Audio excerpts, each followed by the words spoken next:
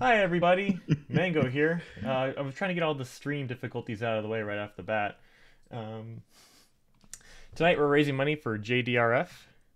JDRF is a leading global organization funding type 1 diabetes research. Their strength lies in their exclusive focus and singular influence on the worldwide effort to end type 1 diabetes. Their mission statement is to improve lives today and tomorrow by accelerating life-changing breakthroughs to cure, prevent, and treat type 1 diabetes and its complications. Tonight we'll be playing a game of Slayers, and running the game tonight will be Angela. Angela, if you'd like to introduce yourself, your players, the system, and anything else we should know. Hello there, my darlings. It's absolutely lovely to have you here with us this evening. My name is Angela. I use she, her pronouns, and welcome to this charity game of Slayers, which is specifically the Slayers RPG created by Spencer Campbell. I am super excited to be running this as part of charity stream, and also am going to pass the attention on over and the baton on over to each of my players to in turn describe themselves, who they'll be playing, and what playbook they'll be using from, some of which are of actually my own design. And I'm super excited to see how folks test them out. So without further ado, I'm going to pass attention over to the person who looks like they're paying the least attention. So I'm going to go with Noordin. Hi. I've Hi. Hi, my name is Noordin Ali. I also go by Werewolf Feels on the internet. You can find me all over the interwebs, Twitch, Twitter, yada. Today I am playing I cannot find my character sheet, and that's why I was looking like I was distracted. Hi. You're playing Malak, I think it was. We can just pull up the Twitch channel, it's fine. Please hold while we wait for me to look at our own overlay. Oh, lovely. Nara has the correct comment. Interesting choice in character name.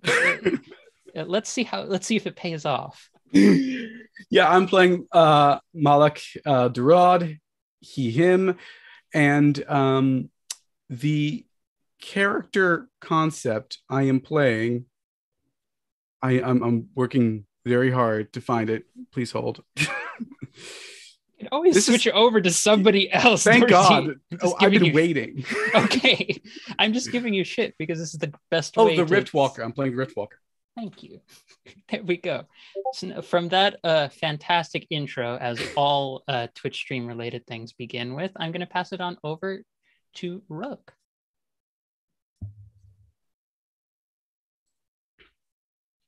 Sorry, had to unmute myself. Hi, I'm Rook. My pronouns are he, they. I will be playing Chandra Lune, the Twilight Watcher, which is a playbook of Angela's design. Chandra's pronouns are he, him. And that's all I have to say. Someone else go. I'm going to pass it on over to Lorenzo. Hello, I am Lorenzo from the RPG Internazionale, and I am playing a bird. I'm playing a tactician from the base core book.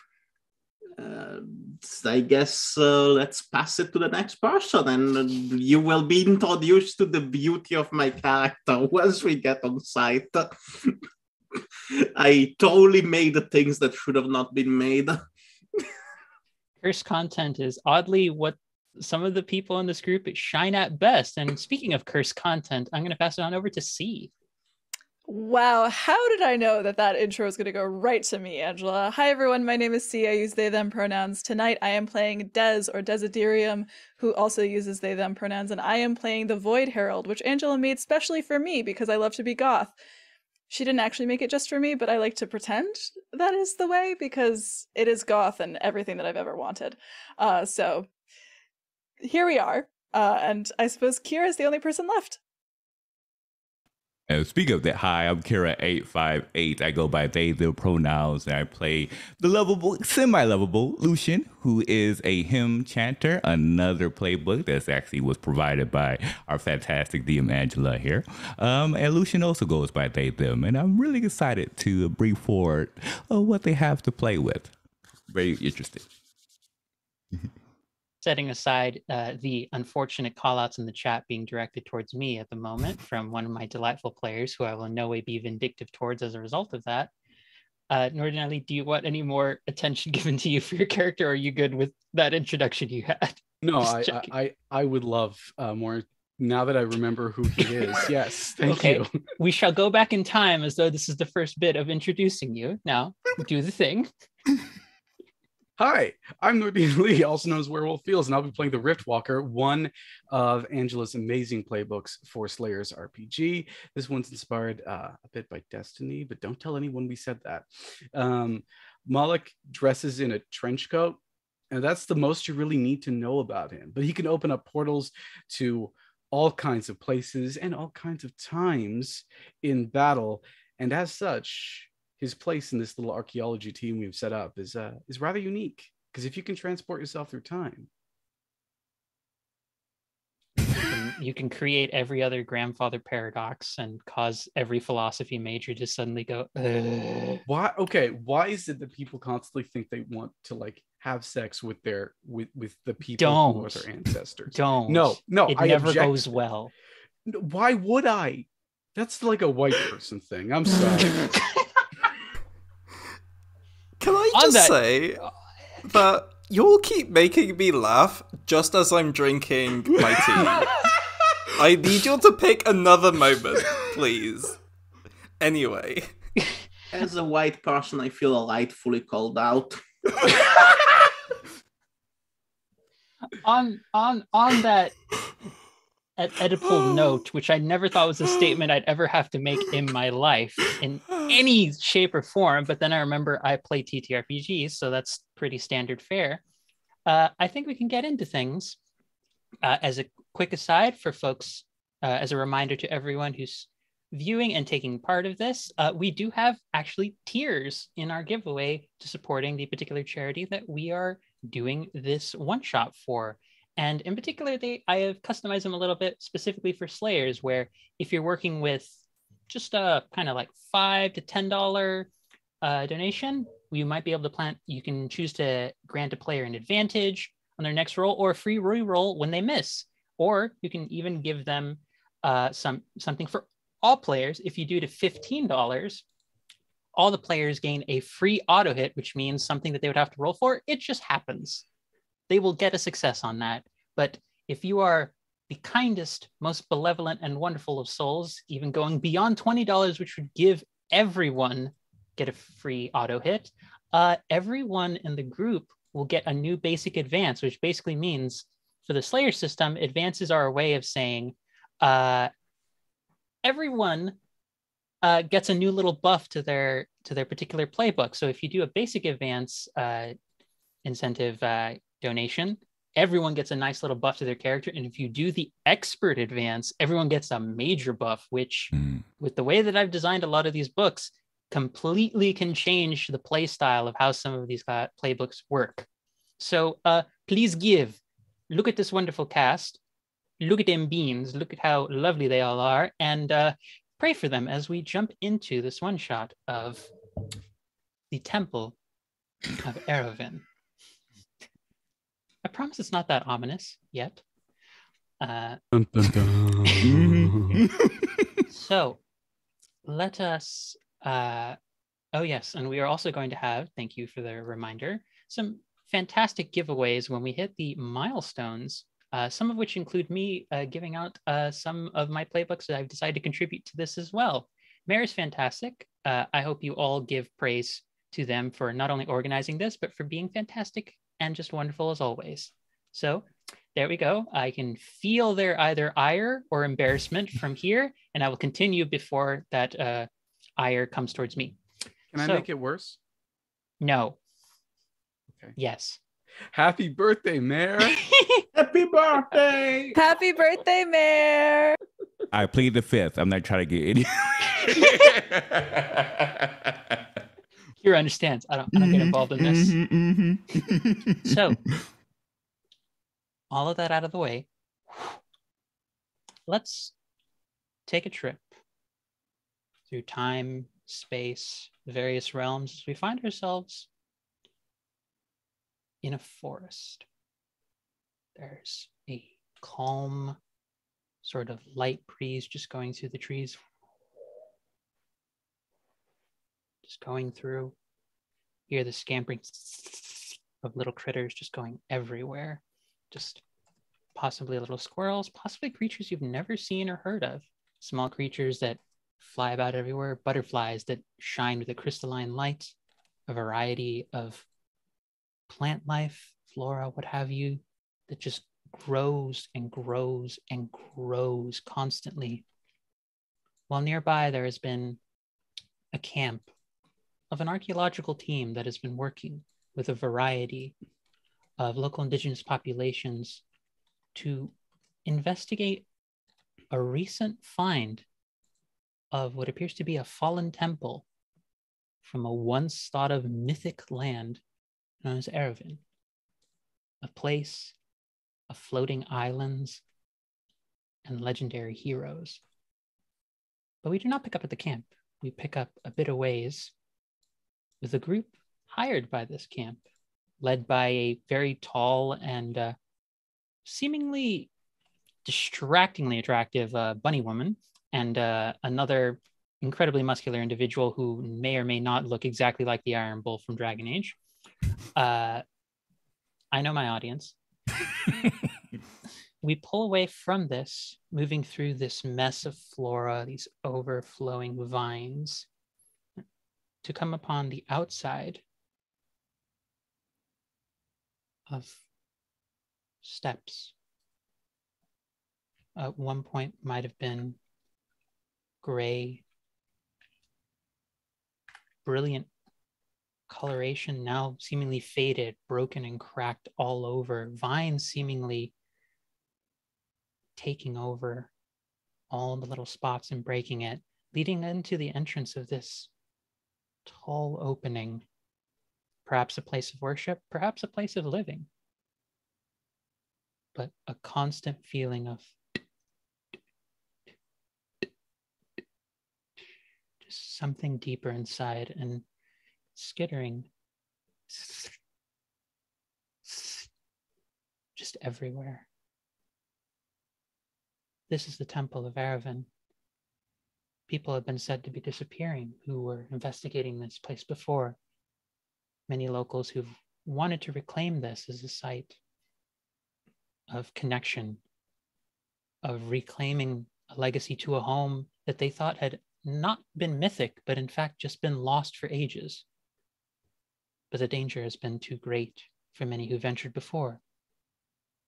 So instead, they have chosen to reach out to this group. And I would like each of you in turn, as I call upon you, to describe how your character is currently, what is their, for lack of better phrasing, what is their idle animation as they're outside of this kind of temple area, just waiting before the group moves in?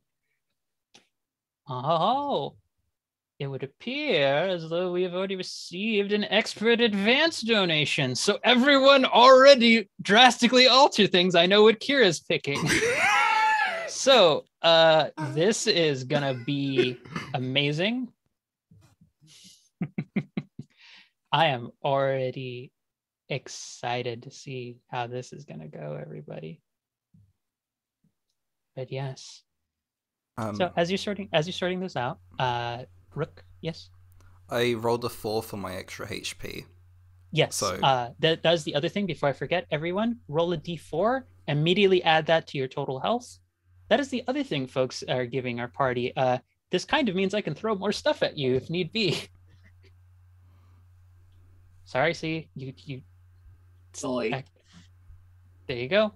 But now we turn to the party who has been tasked to be involved with this investigation. So let's start with Rook. What does your character look like? Describe them being outside of this temple. So you've already been attacked by hot NPCs. Time to be attacked by hot PCs. Chandra Lune is a tall, muscular figure wearing just full plate armor, no helmet, a not ornate longsword, but one that looks like it has a lot of history behind it. The hilt is decorated, a shield that is decorated with emblems of the moon, and out of his kind of like cloud strife-esque black spiky hair, you see two dog ears just there. This is Chandra. He is a werewolf / dog boy. And I think his idle animation is just kind of like looking to one side, looking to another, kind of like shifting his balance like ever so slightly, just kind of like on the spot, just kind of like looking around.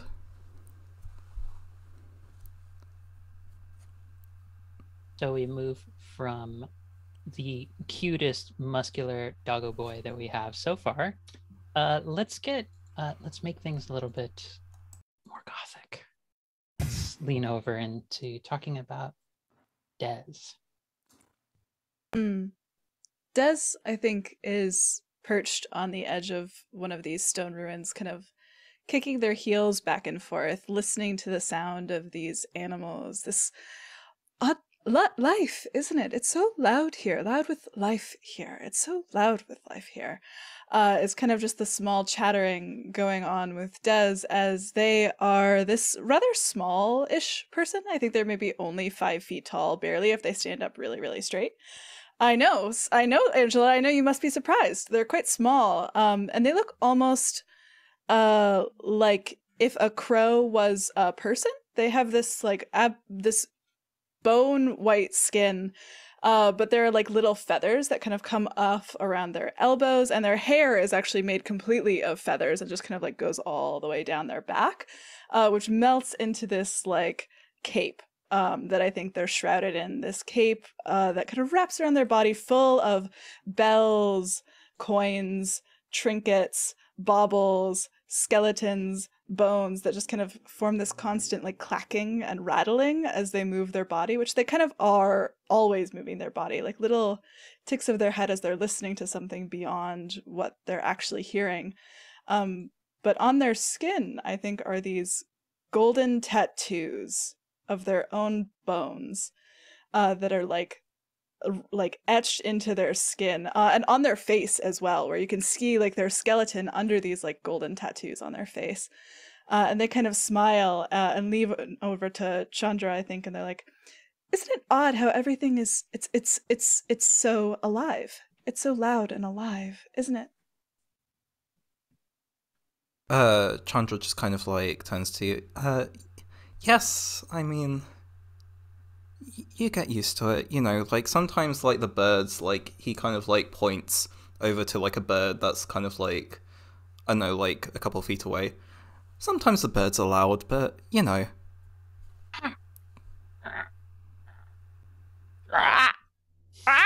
See, look, they're singing. This place is singing, isn't it? It's singing. It is. And moving from this little happy discussion of between the cutest wolf boy and a walking raven. Well, the raven's gonna walk anyways. A gothic. Actually, ravens are already gothic. Moving from C being C to from one bird to another bird. I'm gonna regret this. Speeve. Please introduce yourself. Speeve Baublesworth is a very large owl. An owl the size of a man, a very large man at that. Completely crushed under the weight of like a ton of bags and equipments because I'm an intern and I'm on my second year of internship in the Archaeology Institute, and I'm just carrying all sorts of completely useless crap that they have sent me to get around the entire camp, because that's what you do with interns. And I have just an infinite amount of tools, most of which I have no idea what they're for. Currently, I am on my break, which means that I'm still working because I'm an intern. And I am on the side snacking on, you know what? Yeah, poutine. I'm Canadian. And as I am carrying all of my bags at random, being an owl, I kind of waddle when I walk, but I am very majestic when I fly. I climb the steps doing tiny jumps. Oh no. He's cute too. I can't kill him. So moving from I had forgotten that Speeve was an intern. Moving from our intern of known distress to an individual of complete mystery, Noordin. Who is Malak? What does he look like? Malak looks human for the most part, although instead of hair, there's a massive sort of a mane of fur that seems to trail over his head and down his back. He wears a trench coat that only has short sleeves and then fingerless gloves that go up the rest of the way because, aesthetic. And he seems entirely dressed in gray cloth and leather. All alone, not alone, surrounded by people, but like not talking to anyone, responding to anyone. He just plays with what looks like a little blue orb in his hand, stares into it sometimes, and then collapses the small rift forming between his fingers before popping it up again and looking through it once more. Because you asked for an idle animation, so let's go with that MMORPG shit. See, I went to fighting games. That's my standard idle animation. Thank you very much. But I love that. So going from one mysterious orb ponderer to our last, but certainly not least, party member, Kira. So Lucian looks relatively young. You could guess maybe late teens, early teens, somewhere around there. They're very unique looking because they have long white hair that flows down to their back. One side of their face is just glowing with medium brown skin complexion, golden freckles across the face with this bright gold eyes. But when the side of the hair turns to the other side, you can see the left side of the face, you see a reptilian slit on the second eye, lines crossing off, and then the jaw, you just see like fangs coming down. They're wearing a white leather jacket that comes down to their elbow, and they have two wings, one of white complexion and one of black. They have a black tank top shirt underneath it with black cargo pants and boots. And they're actually having a backpack on. They also, if you listen very closely, you can hear two different types of sounds. On one side of the spectrum, you hear like a light, almost like choir type noise that kind of like echoes around. But then when you transition over to their left side, you just hear like this whispers of just like ghostly echoes off into the distance. And so once you get into the middle, it's just a weird cacophony of different sounds that just transition around you. But for them, they appear perfectly normal as they grab a sucker and just start sucking it. I'm kind of imagining it as going back from, how is your day going, dear Kira? Yeah. What are you doing? Come to me. Yep, exactly. Or I'm remembering a bit from Game Changer where they're doing Angel Devil, and I'm just like, you should try the watermelon one. You don't like watermelon. You've never liked it. It'll never be good. What about the strawberry one? Just enjoy it. It's delicious. So, as a quick note to everyone, I want to acknowledge that we have already been receiving some fantastic donations of Noordin receiving an auto hit. C has received an auto hit, and an advantage for a roll has been given to all. So, players, you are stacked up pretty early with some stuff. And viewers, we have our cast. So, as as is the tradition of most GMs, for individuals delving into the depths of the unknown, I must ask, what does the party do? But before I want your answer, I want to quickly give a side note in regards to folks who are viewing. There will be aspects of kind of horror, intrigue, and mentions of death and certain topics that relate to that. So I just want to give a brief sort of like warning, content like notification about that for folks going in. There's nothing of a particularly egregious nature that's too extreme. We as a group and I as a GM have facilitated with my players checking in about the kinds of topics we are comfortable doing, but I wanted to make that more explicit so the viewers who are tuning in are aware of that. We want you to be safe, and if there's ever a moment you feel like, no, I'm not about this, I got to peel out, that's perfectly fine.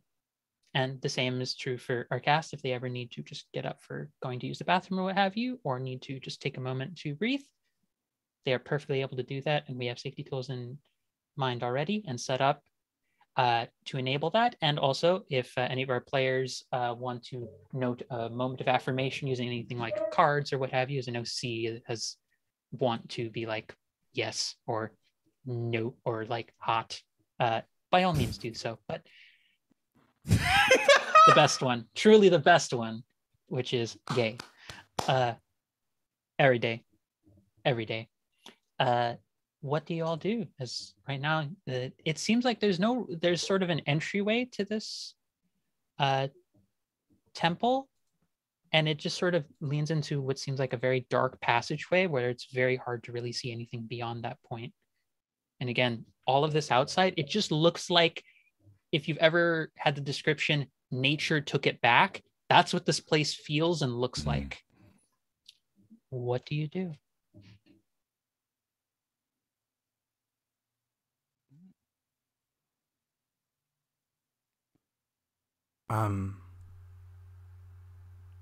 I guess I look to the rest of this group. Scout it out before we go near it. Is kind of like twitching, ready to listen.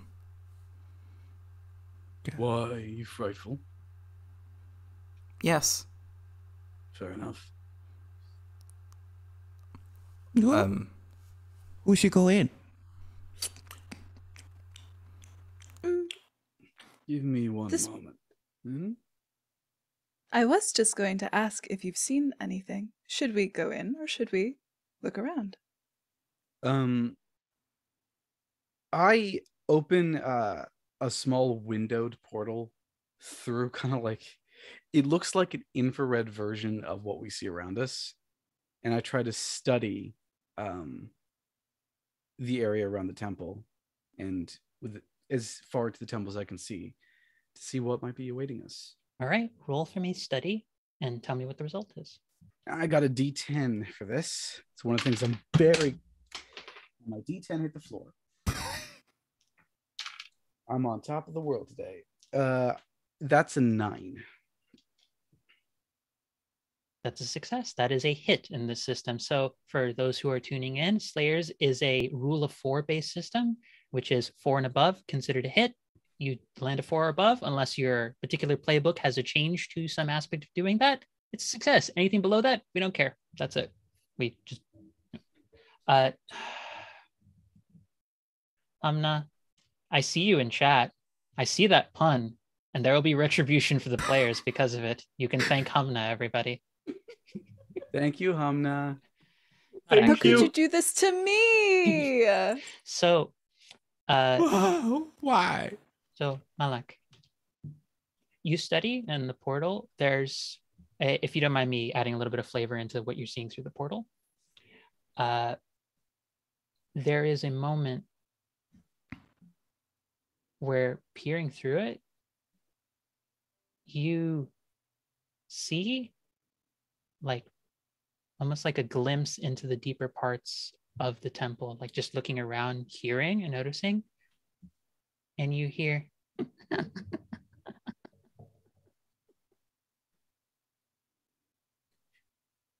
what have we here? Did they bring us another soul? has another person come by to entertain us. I can't quite find them, but it looks like they're trying to find me. And it's just like a split moment where you see, it looks like a ghostly visage hidden behind a dark cloak, but all you see is these like almost like orbs of light for where the eyes would be. It's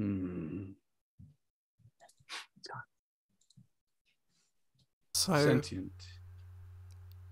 just so everyone's on the same page, that was terrifying, right?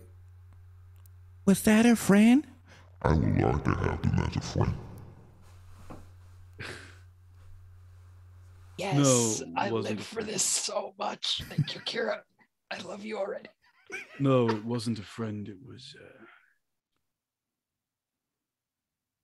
It was hungry. Or wanted to play. Mm. So many playful types in places like this nowadays. They creep in through the cracks in the ceiling and delight in those who dare venture in, so much that they never venture out. When you Oh. go past the veil, you'll hang on to any semblance of life, especially games, if it makes you feel alive.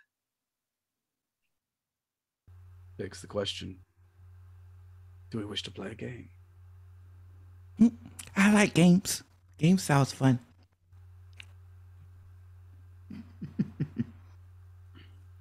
Well, as should we long as start? Chandra keeps standing in front, I don't mind games. You see, and like Chandra's like standing like 5 feet away from you, just like, I don't know what. Okay, okay. I guess if we're like all agreed, like Chandra will just like start walking in front of you. You don't have to worry. We have your back. You know, when I was Point coming up simply with this stands character, like 100 feet behind everyone waiting. good. I'm paid minimum wage. I am not going to die first. Chandra, this place is our legacy. It's almost our home. Think of it this way. That thing is trespassing. Let's make it know that. At that, like, I think, like, not all of the fear, but at least, like, 80% of it kind of, like, hardens into resolve.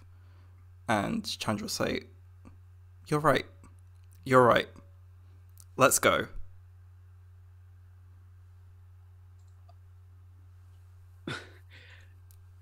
Does the party head in? I whispered to Dez's ear. That was surprisingly easy. I know, usually it takes a lot more to get them in, but here we go. So the party makes their way in. Mm-hmm.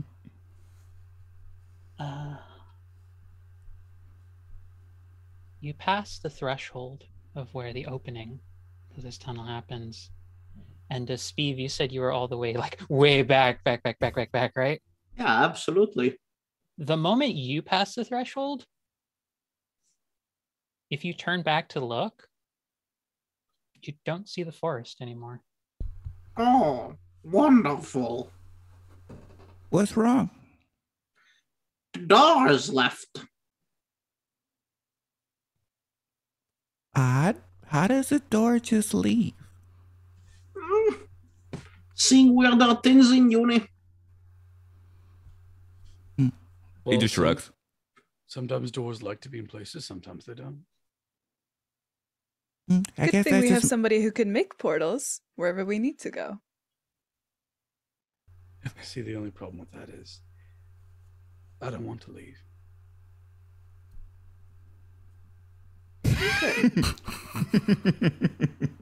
You're in here with me now. This sounds like fun. It just means we're just meant to be here. If you'd like to be here forever, we can make that happen. Are we all hearing this, or Yeah, you're all hearing this. Yes, if you'd like to be here forever, we can oblige. Yes, we can oblige for all of you. Yes, we can oblige for all of you. You hear 4 distinct, very ghostly, ethereal sorts of voices, speaking as though they're from the grave itself. But you do not see them. You do know forever is a very long time, right? Oh, we're aware. But it's so long to enjoy games. Would you like to play a game with us? Oh, yeah, sure. What do you have? I would love to. oh, Lucian, you really shouldn't agree once off. At least hear the game first. I guess you're right. Okay, what are the rules? Tell me the rules first. Well, that's very simple. Find our portraits, destroy them, and we'll give you the flame. Until you have the flame, you're not leaving anytime soon. We hope you enjoy your stay here in the temple. We certainly are. if You're better than most hotels. if I may be selfish and do the first and second roll of the game, Yes, go. can I do a hunt roll to see if I know what these things are? Yeah, that makes sense to me. I just got a 4. Good. The kind of playfulness, the attachment to that sort of notion of games is sticking out to you in a very peculiar kind of way. You had heard tale before coming here that something spectral was involved. People had seen something ethereal moving through those who had made it back. Very few had made it back, but those who did had spoken of something spectral coming back. But the attachment to fun, to playfulness, you have a guess. This is something known as a psychopomp's malice. It is a creature that is attached to a certain kind of emotion. And until that emotion is either satisfied or till the creature is vanquished, it lingers on. And normally a bunch of different spirits have unresolved issues. That's kind of the default for most of like, okay, hunters, how do we categorize spirits? Like unresolved issues, great. That doesn't clarify anything. That narrows it down to 6,000 possible entries. Okay, this one does this. This one likes this. This one got spurned at the sea. This one got spurned at the sea at a sea cave. And then it's the flame they mentioned. There's this particular attachment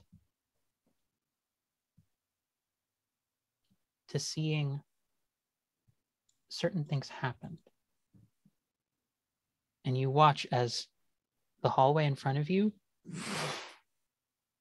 sort of fades away, and you're in this central chamber where you swear there was a path behind you, and it looks like there still is, but now there's a door that's mostly wooden with cross stripes going around it, and a doorknob that should you try and turn it, it does not open. There are 3 pathways leading you to different directions, and a central chamber, a central platform that looks raised, that on each of the corners you can see what looks like gears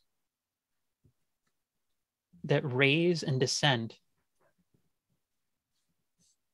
It looks like it's almost like it's on makeshift elevator, but on each corner of the platform is a torch sconce.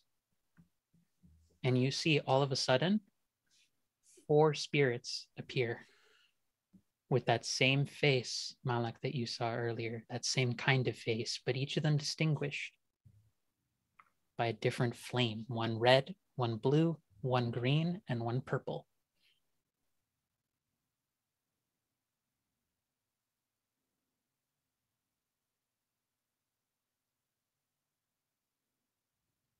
You're Oh, you muted. made it. I knew that. I'm gonna relay everything I know to the rest because I'm not gonna make a decision on my own this time.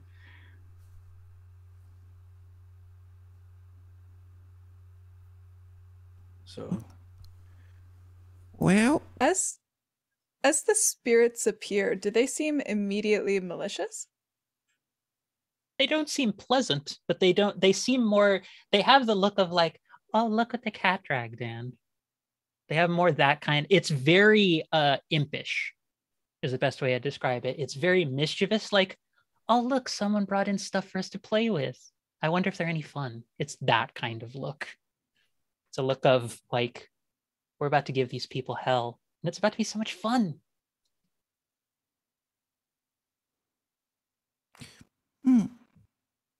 So this is a game? This is a weird game. Why is there all these levers all over the place?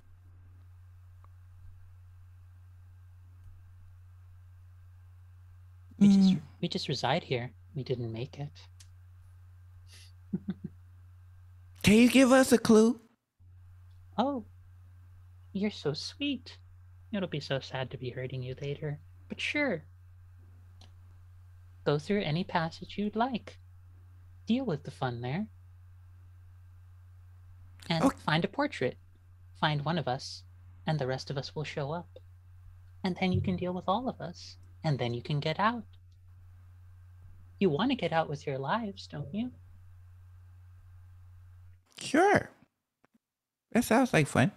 And they'll take out their sucker and they'll pretty much point it at each one of the openings, almost like the suckers tried to give them like guidance. And then they put it back into their mouth and then they were like, the middle. Okay. The middle. Well, it's less arbitrary than my professors. That's all. Having been through undergrad, I feel that statement too much. It's too real. The northern one. So as a note for everyone, each of the passageways, the openings into them, suddenly there's a door for each one. It's like a wall suddenly appears and you see a door for each. The one heading northward, also we may have lost Rook, so that will be a second. That will be a technical thing that I'm sure will be resolved shortly. The northern one has an almost like Sistine Chapel crystalline sort of effect to it, but still the same kind of like, it would be a wooden door if it didn't look like it was also made out of like pure like stylized artistic glass. The leftward, which is to say the western one, it looks almost like a door that is like from underneath it you can see plants and such trying to creep out from underneath the door. Like, so they're like, this is something with a lot of life inside of it. And the rightward one, it just looks like there is, you just hear as you approach, if you were to approach it, the sound of every now and then a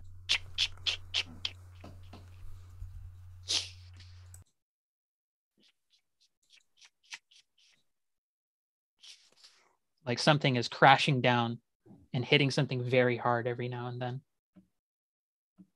Lucian looks up towards Daz and says, what do you think that is? Something. Actually, I would love to maybe make a study skill check to try to figure out if these are little games that these spirits have created, or if this has something to do with the like, or if they've just come into this place and formatted what was already there to kind of suit their needs, or if this is what they're, or if they're exerting their own influence over this place specifically. Give it a go.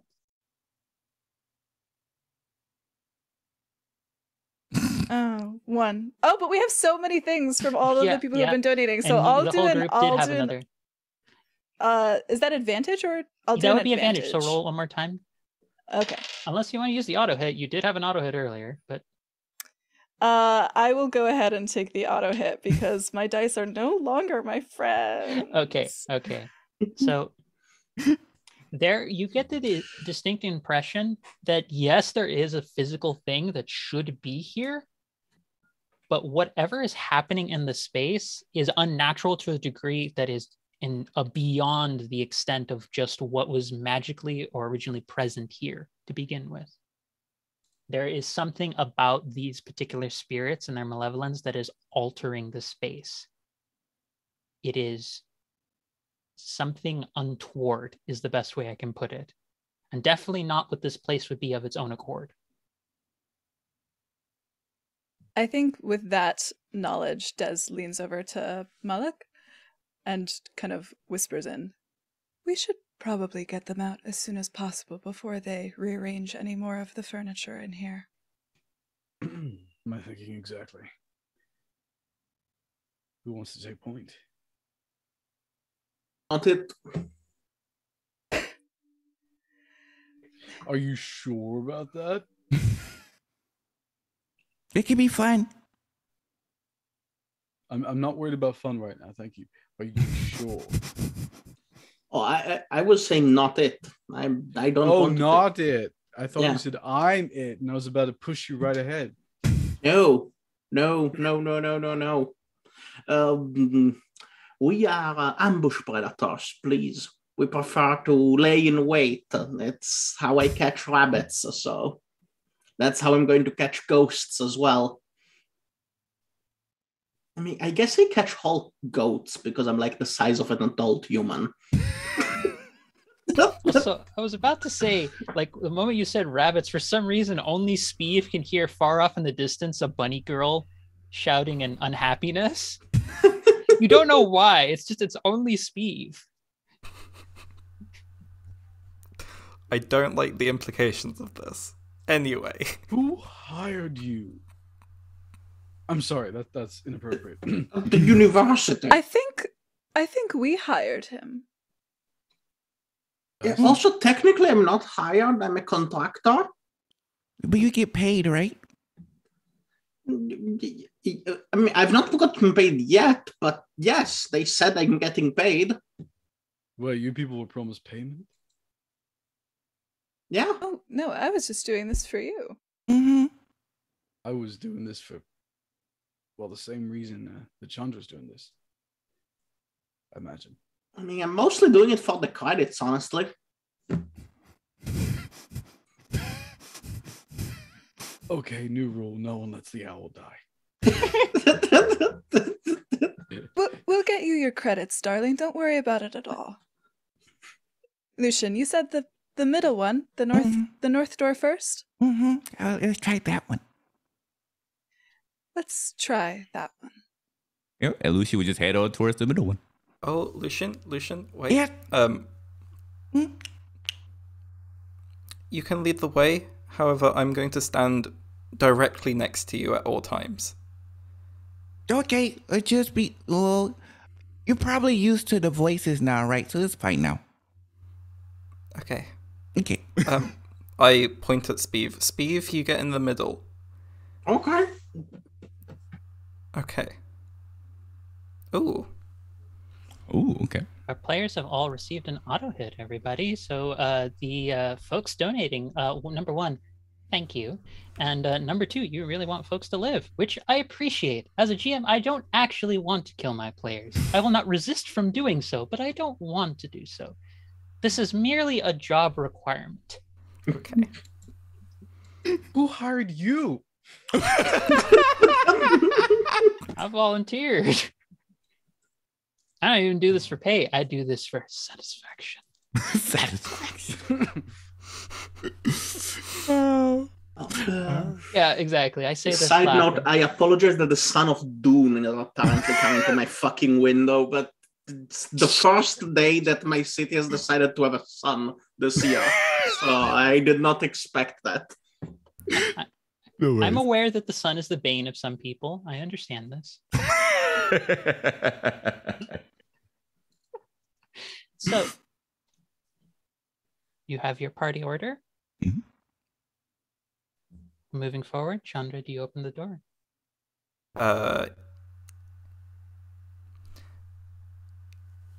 Can I My study isn't the best. Is my hunt? My hunt is not better. No, this is going to be a d6 no matter what I do. Can I just like look at the door and check it for traps? Yes. Just okay. Go right ahead. You do have an auto hit if you want to end up using that. Mm-hmm. And advantage. 2 advantages. And 2 advantages, yes. Ooh. Yeah, sure. I'm going to make use of chat's excellent generosity. Thank you very much, chat. I will take an advantage. Okay, roll that. If you fail this. Oh, the first one was a 6. So there you go. Lady Luck smiles upon you, and she brings you an adequate, also equally handsome suitor. In any case, I know how to appeal to the gays. Just gotta give them what they want. So you, Chandra, you start studying it carefully. And I'll say this is more specifically for you because, like, you noted your ears and such. You pick up more than anything. It's not touched. The door is not trapped. There's nothing of particular danger to it. You just hear through the door, following 2 sets of things. Number 1, you hear what sounds like the following.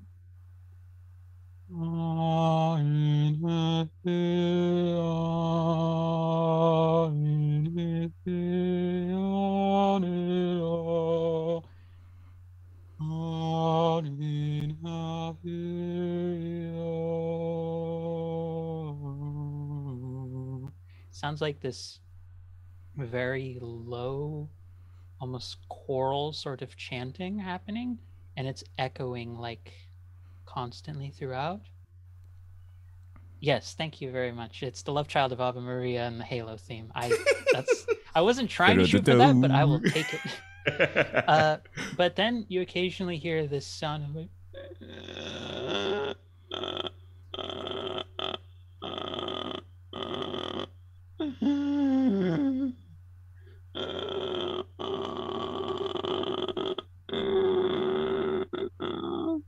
it's very like mournful, very sad sound. Just this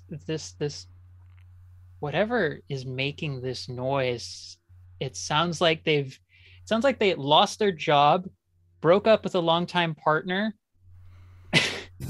and also like lost their home all in the same hour. Oh, Tuesday. Yeah, there you go. It's Tuesday for some folk. It is a sadness that you're like, this is someone who sounds like pretty low. So Chandra, like his like gauntleted hand is just like over. I'm assuming there's like a doorknob. Yeah.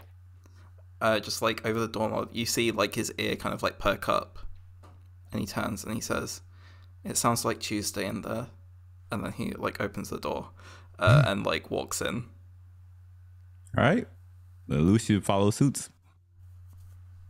Do we hear the different type of voices as we approach, or is it just chant? Everyone starts to hear it the moment the door opens. And if you walk through, it's,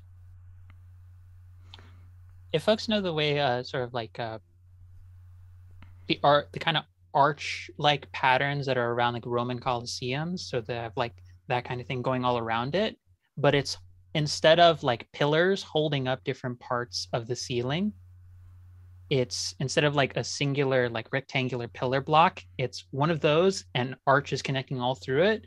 But the way the acoustics in here sound, it sounds like being in a chapel. Like the way that everything just echoes and reverberates, and it's just like every step any single one of you is taking, it's just like step, step, step, step, step, step, step, step, step, step, step, step, step, step, step, and it looks almost like there's rays of light coming through here, but the tint on them, the hues are all wrong. There's like grays and these deep like greens and blacks and like grays to them. There's just this whole place is lit up like a place almost of worship, but everything about it seems so off. I wonder if I have family here. And they start looking around the room to see what they can find. I'm guessing that would be a study or a hunt? Okay. Study or hunt. It depends on what information you're looking for. If you just want a general read of the area, or if you're doing hunts, I'll let you know more specifically about creature data. Yeah, which one you would like? I think the creature data. And it makes sense because I have a D8 for that one. I would have used one of my advantages because the first roll was a 2. Okay, that's much better. That's a 7. Okay, 7. So I kind of imagine this happens just in time to prevent something unfortunate. Because, Chandra, because you had the lead going forward, right? It was like you and Kira who were going, you and Lucian who were going forward, right? Like, you're definitely able to stop for a moment, stop Chandra, and get the whole party to stop. As you actually see throughout this, you hear the following. Number 1, you hear that long moan going on, like that mournful, like baleful kind of noise just echoing throughout the halls. It's going somewhere farther in, deeper in. Something in there is making that noise. But amidst the different arches, it looks like they're ducking in and out of where the beams of light are happening. But you catch a glimpse at one moment, something horned and something demonic just appearing.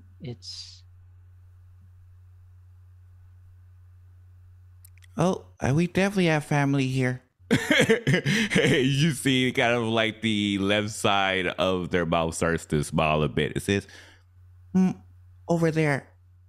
And they'll point to what they saw. You all see something. Just what looks like 1, maybe 2 of these creatures. Lower half entirely gone. Like there's nothing there, but it's almost like if you've ever done like intensity on an image and then slowly like made it less and made it more and more transparent. It's like that, starting from least transparent up to most transparent, from about, let's say, waist all the way to the head. A muscular, demonic kind of being that looks almost like smoky wisps of shadow. The head, a pair of horns. And you hear very faintly. I think this is the thing that, Lucian, you picked up and why you were able to see and hear them. As you hear this, it's like very sinister, low sort of tone, and they seem almost like they're listening with rapt attention to the sounds echoing through the halls. And you hear something much bigger and louder, making them like big footsteps moving through the hallways as well. Girl, yep, we are going to have company pretty soon. I think Des, who is kind of behind everyone, steps forward a little bit further into the chamber. And they kind of tilt their head a little bit. And they go, "You sound so sad. Let me bring you home." And they reach out one of their hands and they just kind of grab for the air. And I think this scythe just kind of like ripples into existence where they grab. And it's like this curved handle scythe made entirely of bone. And their tattoos of their own bones also begin to like glow underneath their skin. And I'm just gonna take my scythe out, Angela. I'm ready to rumble. Okay. Does anyone stop them? Is anyone doing anything to interrupt this? Because this is just like this happening in this moment. Chandra is preparing to draw his sword. I'm not I'm doing going to anything to pop stop. open my book on demons. Yeah, Lucian's just sucking on their sucker. So when they see Des going to do it, it's like, oh, I guess it's time to play now. And they take one last lick. That's it. Malak? Simply mutters, "Time to go back from whence you came." And a small blue crack appears in a corner just in front of where this thing is coming from. So the moment it arrives, yep. So we're all combating. That's what's happening. Okay. If we're gonna get into it, so if I'll go with Des taking the first move, so you're going towards one of the shadowy demonic sort of figures first. Yeah, let's start there. Okay. Sorry, is this a good point for me to roll my Yes, thing? I would say Speeve started. What I'm going to do is that everyone, because they are not entirely aware that you're there yet, I'm going to let all of you be able to do one action. Okay. But on top of that, I would say at the very least, Speeve, also start like rolling your dice because you have the most extensive thing to do pre-prep. I'm set. I have rolled, by the way, 2 of the upgraded and 2 of the downgraded ones. Sweet. And also, everyone, look towards your basic advances as you've all been gifted another basic advance. So you have shit to work with. Oh, one demon never moves again. You live here now. I'm not in here with you. You're in here with me. But so, okay, we are going to get into combat. So let's make this be a thing. So, but everyone, is everyone going all attack at this point? I'm just going to ask. You all get one action. That's what I'm going to give everyone because you're getting the jump on them. I think so, yeah. Lucian will probably go as well. Okay. Chandra? I'm assuming they're not near to us, correct? They were near. If you choose to move forward, the movement, I'm not going to count that because that's not interesting to have used the one action to move. If you're someone who's melee focused, I'm going to say you are already capable of moving up front because it's more interesting if you're able to do that. So it's exciting if I just tell you, you get one action, I move. Done. That's not fun. Well, I was going to use my, Twilight Balm anyway. My tank thingy, what's it called? Oh, your Twilight Veil? Or the yes, Twilight... that's it. Yeah, hold on. I'm pulling up. I have an entire whole set of tabs just for all of y'all's stuff. Yeah, the Twilight Veil. Yeah. So who are you picking for the Twilight Veil? So I took the Expert Advance that allows me to target 2 people. 2? Oh, sweet. Who are you picking? So obviously the first one is going to be Sasuke or Des.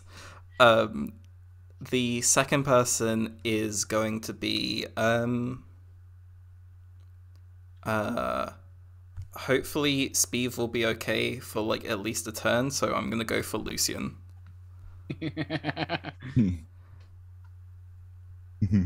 I will say to folks asking in chat, if you are doing donations that are for advantages, those can go to me if you want to give me an auto hit or advantages. But that is your call. I am not asking folks to be that generous to help me and the players. If you're going to help folks, please help prioritize the players first. But I'm okay with getting more shit, is what I'm saying here. Go with your heart. And if your heart indicates that players should suffer, die, that's on you. Also, none for me, thank you. Chandra? So, sorry, just one quick thing. So I just took my basic advance to upgrade my Luna die. Okay, so you have 1d8 now, so that's 4 that's going to be on yes. Des, and your other target is who? Lucian. So Lucian. You both get 4 temporary hit points. Let me know when you get damaged out of those, because I take that damage. Yeah. Oh. Chandra's your tank for a reason. So, I mean, I guess if, like, that's, like, going off, like, these, like, 8 glowing daggers of, like, moonlight just appear in a circle around me. Cool. That's it. Sweet. Okay, the Go ahead, Twilight C. Veil of our Twilight Watcher provides protection. Everyone else, Speeve, you have your dice rolled. Are you choosing to do anything? Quick action. Yeah, I choose that their initiative is last. Oh, you could do that as a quick Yeah, action on the... I choose that the... their initiative is last forever, spending a die. Oh my god, I love this. Oh my god, I forgot that was an a passive, basic one. Yeah, Speeve is just going to kind of like look at them and I think about it for a second and then I just chuck my half-eaten poutine at them. And it just makes them feel really bad because if you've been slapped with a poutine, your day is practically over. There is no up from there. See, I would be sad because you've wasted good food. Why would you do this? Why would you hurt poutine?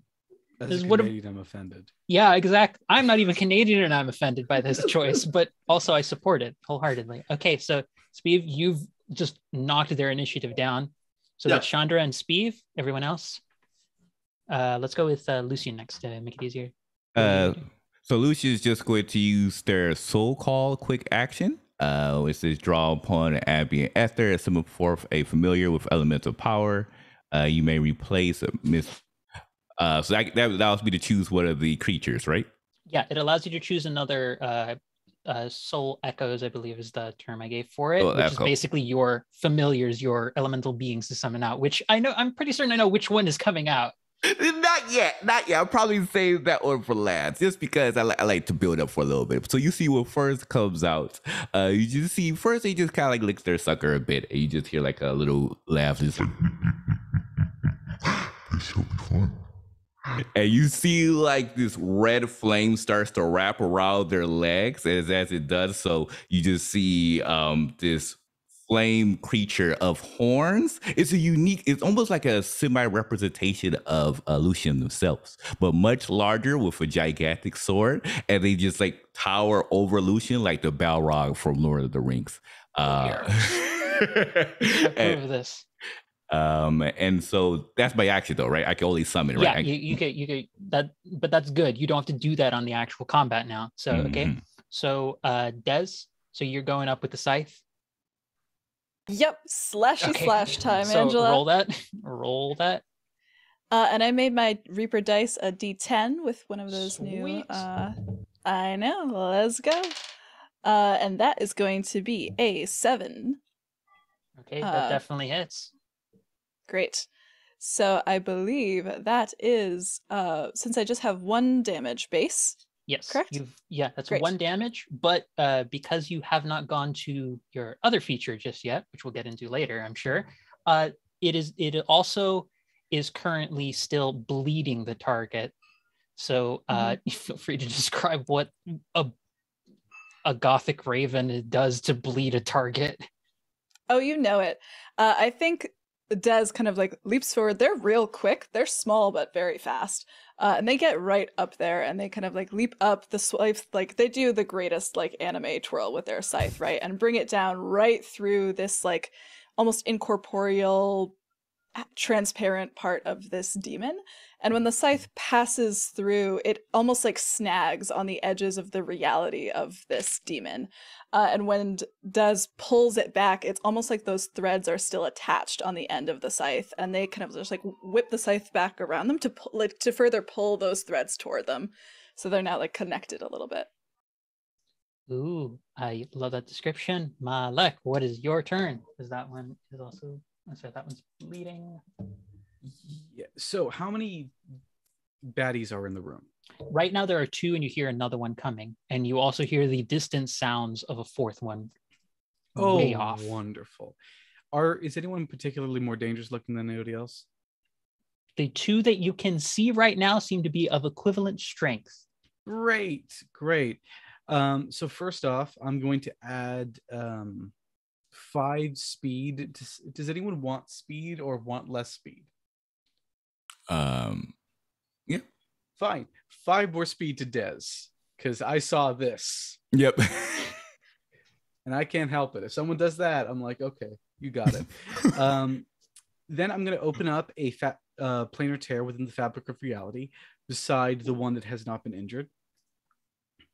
And this one, let's see, what do we want to do today? What's in the what's dearie? Dearie, take a look at the menu and pick whatever you want. It's gonna be a fun time. I don't know why I went into a Cuphead voice, but there we go. Yeah. So around it, I open up a rift to a plane filled with almost crystalline daggers, and each time it tries to take an attack or move, it's going to deal 2 damage to itself. Each time it hits.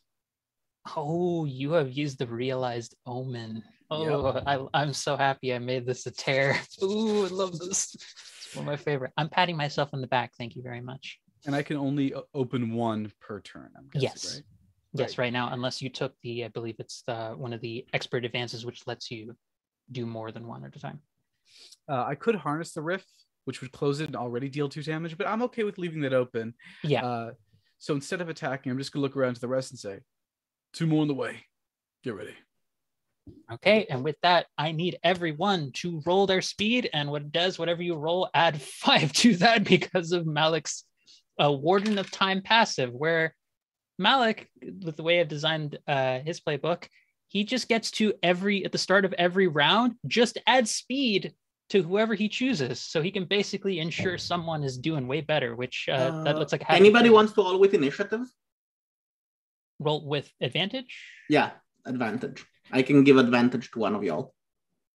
It won't help much. I just have a D4, so I'm like, there's not much room for me to go.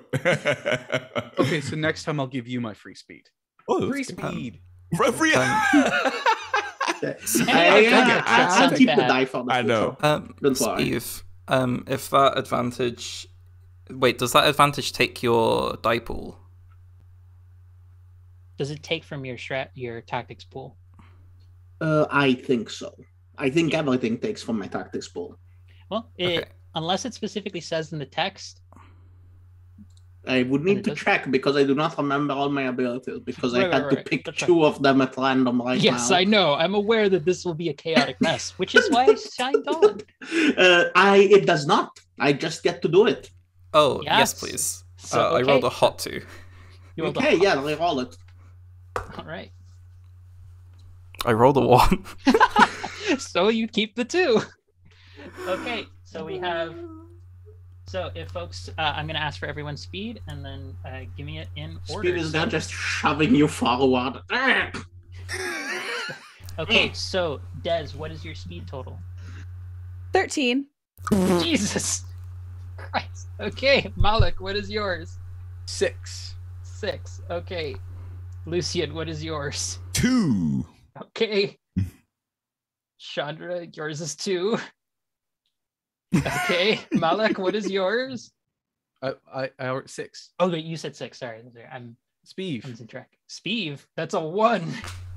And then the other You folks speedy boy. have 0, 0. I'm going to put them down as, at least the 2 you can see have 0, 0. Yeah. Des, I might not be able to give you free speed anymore because these people need help. I understand. It was very satisfying to roll max dice on my speed and then add 5. Okay, so I appreciate you anyway. So with that being the case, starting off, so for folks who are new to Slayers, so we roll for speed. Speed determines our initiative order. Everyone gets 2 actions on their turn to do whatever the fuck they can within the bounds of 4 particular things like skill, their attack action, their quick action, or move. I'm going to say these creatures are near to Lucian and Malak, engaged with Des and Chandra, and Speeve, you are far from them because I assume Speeve wants to stay the hell away from all of these things. No. So for as much as I can, I pretend to be a backpack. I just kind of like ball up with my wings. My plumage is blue, and I have a lot of luggage on me, so I kind of look like a child's backpack when I'm trying to hide. I love this is the thing. Okay, yes, Chandra? So what I'm hearing is that Speeve is a Bakugan. Yes. Okay. Yes. Des, I will be muting now. Des, take your turn before I become upset. Wait, I forgot something. So I forgot to take my expert advance before, and I just picked the perfect one.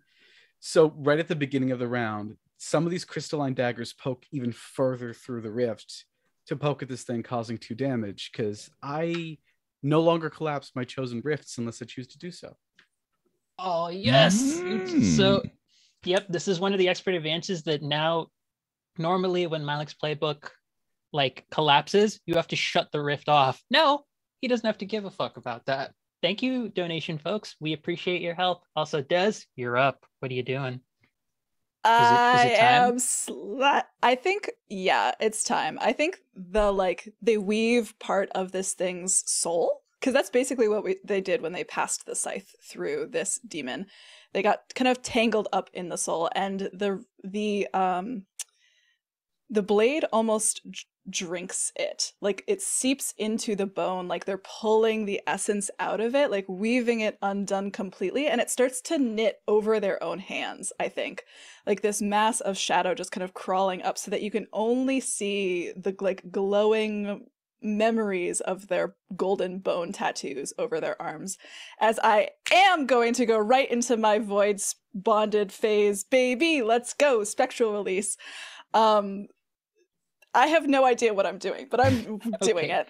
So I can fill in for here. So to explain what happens, the moment that you choose that, Des, because you hit one thing before, you had one soul fragment.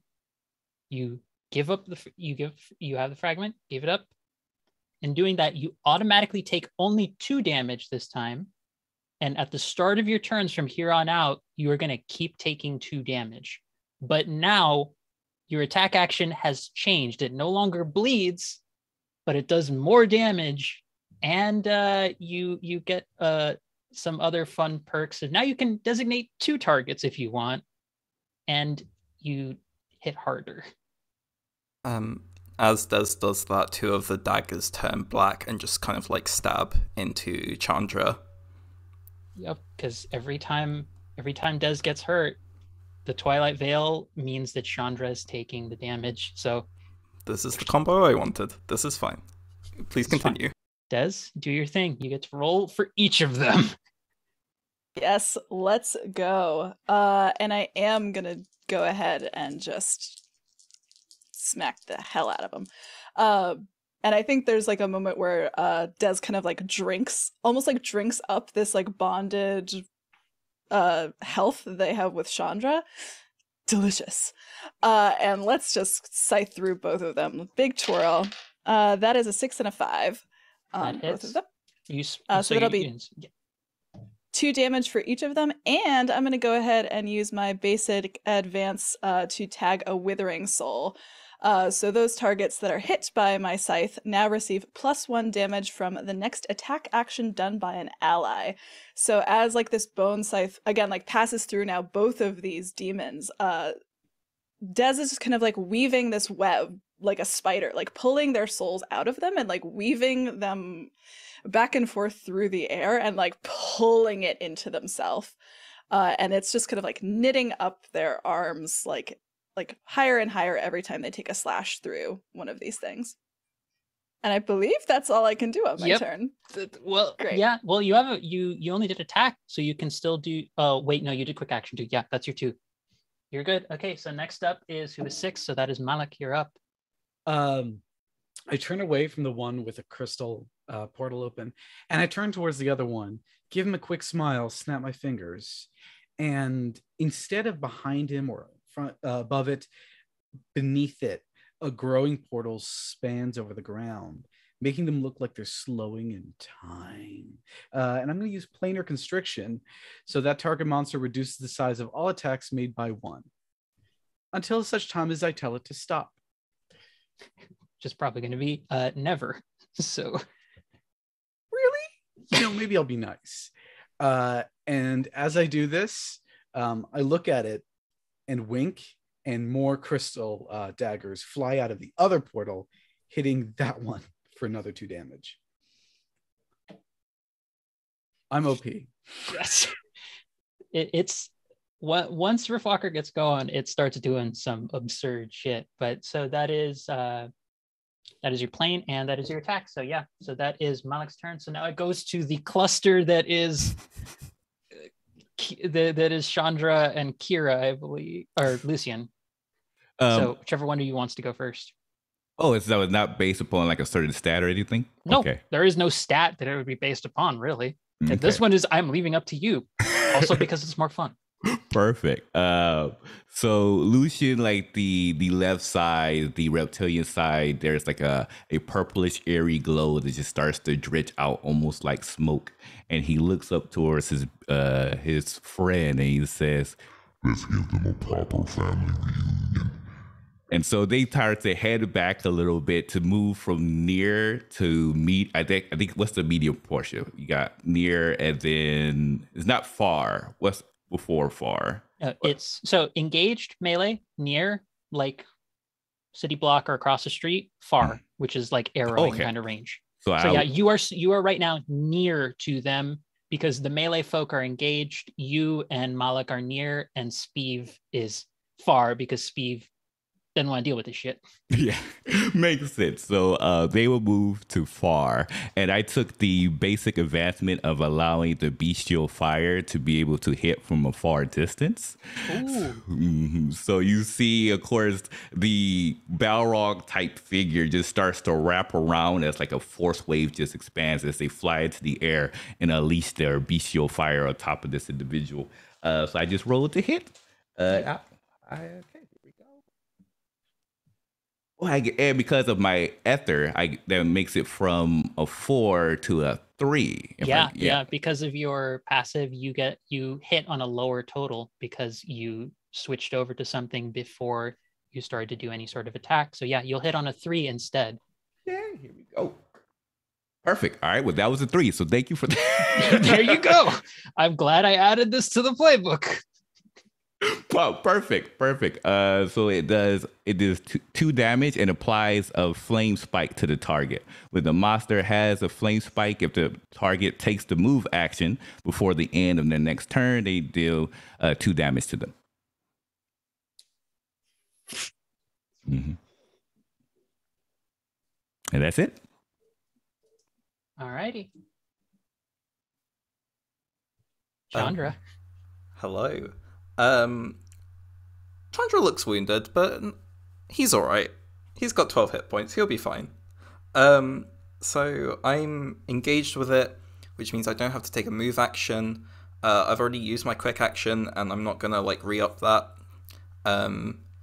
So I'm going to take one of my actions to... Oh, my Deceiver's not great. Let's try. I'm going to try.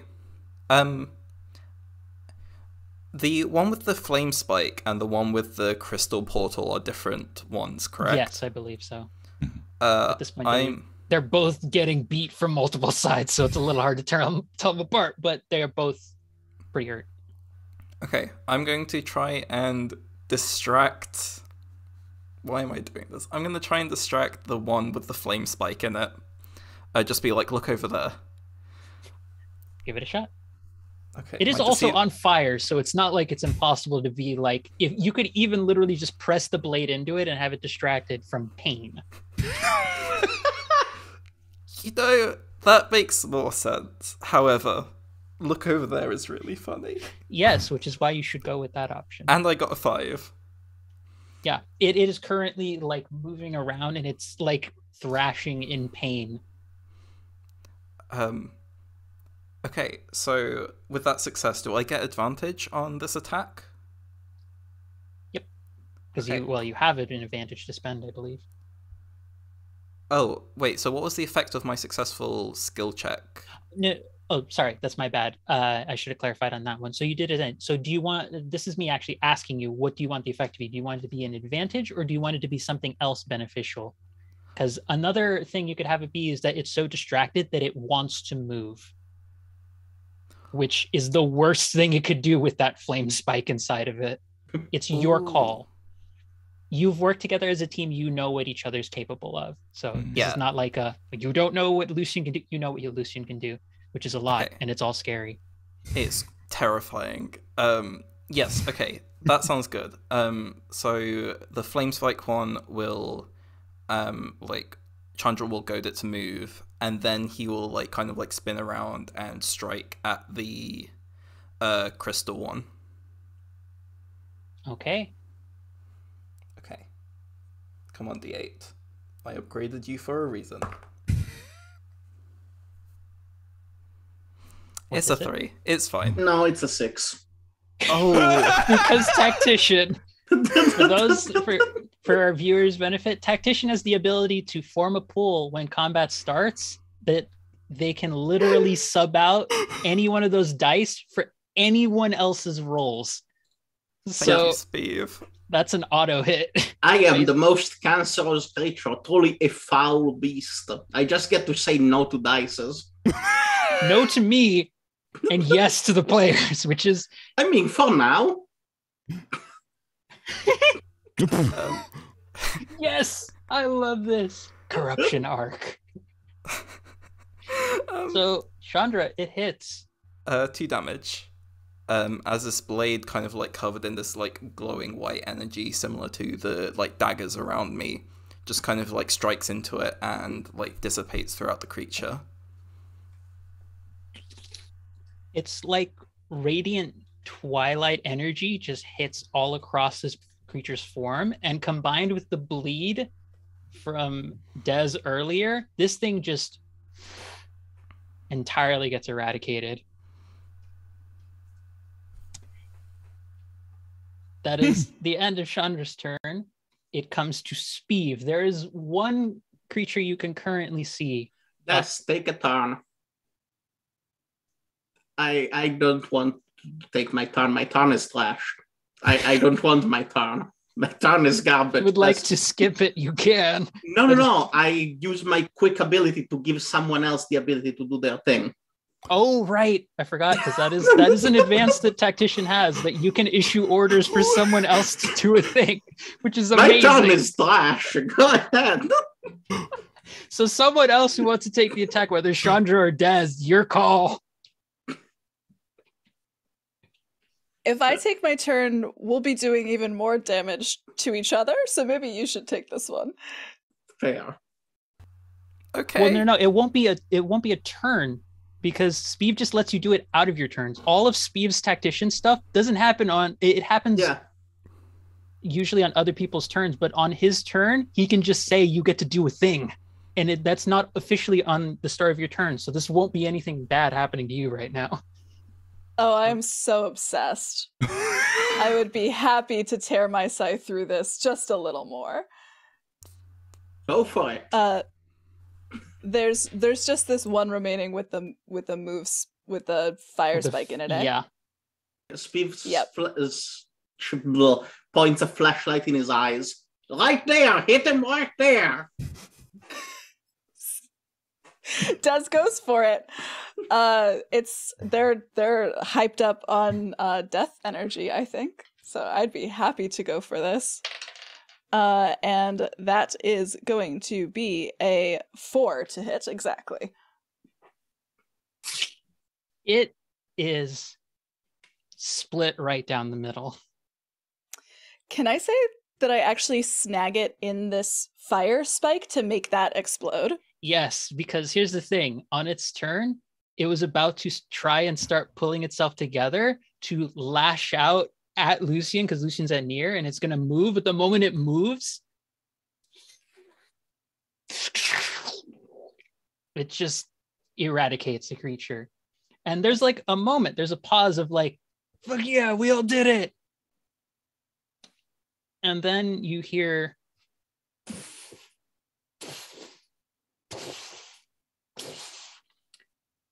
a 14-foot tall humanoid appears with the appearance of a being that for whom life has long since left it. It is not single, because I have to. I know that I have to answer that. Also, I am not going to get into too much detail, but the being is, for lack of better phrasing, rotting, and several parts of its body, which, you know, I'm sure that's some people's thing, but and I won't judge. But it was very unhappy And because this is actually perfect timing as well, and I think this is a fun moment to leave it at, you all also hear the sound of that moaning getting closer. And as it gets closer, within far distance of all of you, you see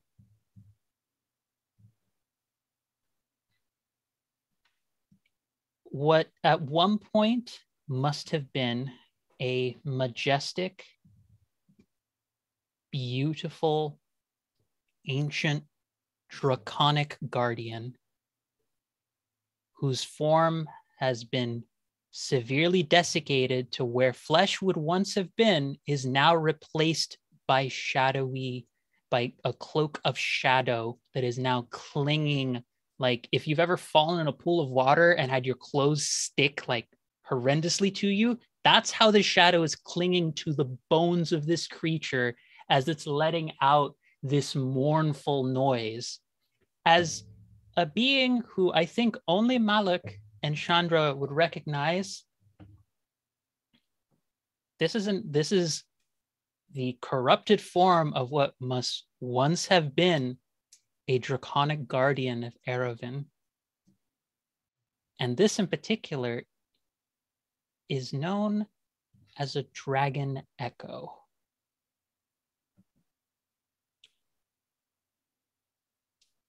And it does not look happy. And that is where we're going to take our break, everybody, as a rotting giant and a dragon echo now enter the fray. And we have a new challenger, a new pair of challengers entering this.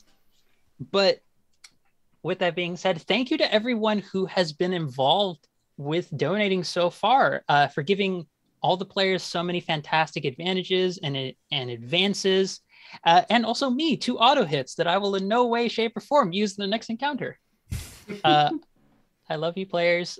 We will catch you in about 5-10 minutes and see you real soon, everybody, as the rest of this dungeon delving continues and the conflict of the dragon echo and the rotting giant will appear. So stay tuned and see you real soon, everybody.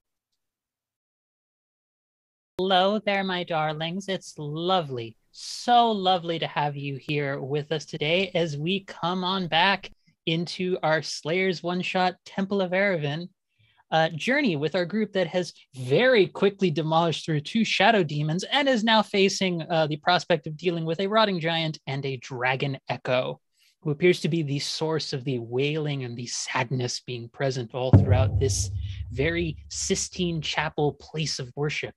And with that being the case, we jump right back into combat. But as we do that, I want to say once again, thank you to everyone who's been donating and giving so much to charity.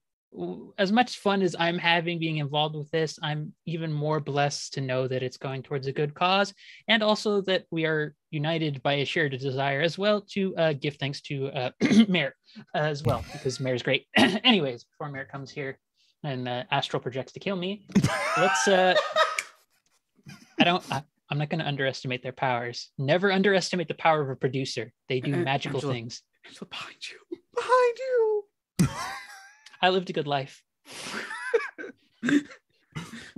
Anyways, jumping back into combat. Oh, yes. And we are, I believe the giveaway is already closed, if I have that correct. We had some folks enter for that, where we'll be doing a nice little pack of my Slayers playbooks, which will include the Void Herald, because I think that was one of my more fantastic ones, and a few other from each of the main sort of role styles that I made for all of my 20 Slayers playbooks that I made myself.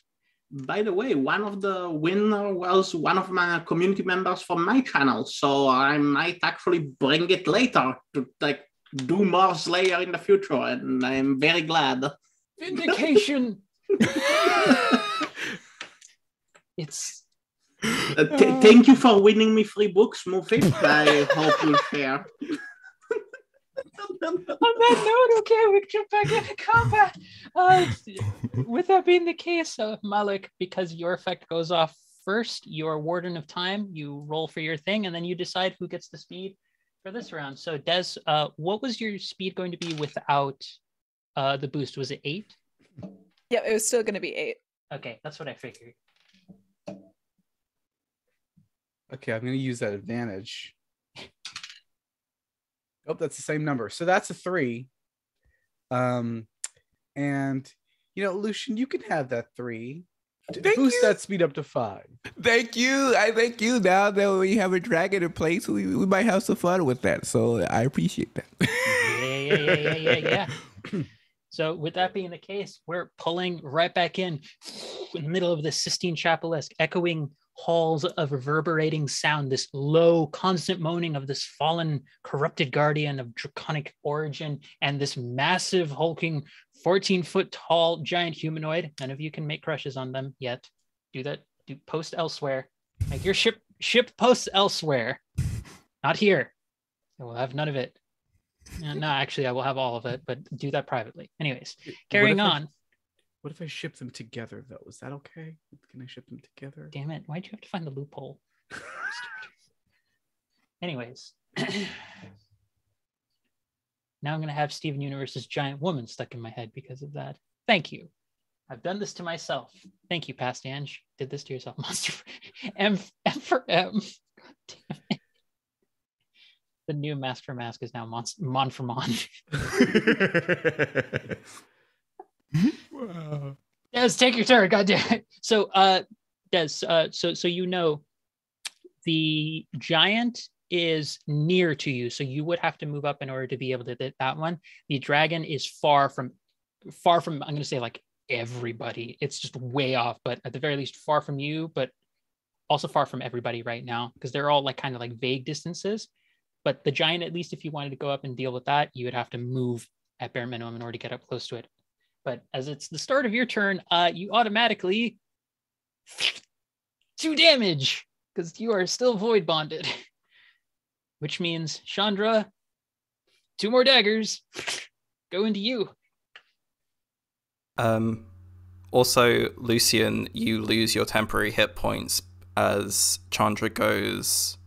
As I'm going to, what's it called? All I can think of is the word sicko mode. But that's not it. Blood moon face. Blood moon face. Okay, but we'll get to that later. Yes. Oh, right. But yeah, Des, it is your turn. What are you doing?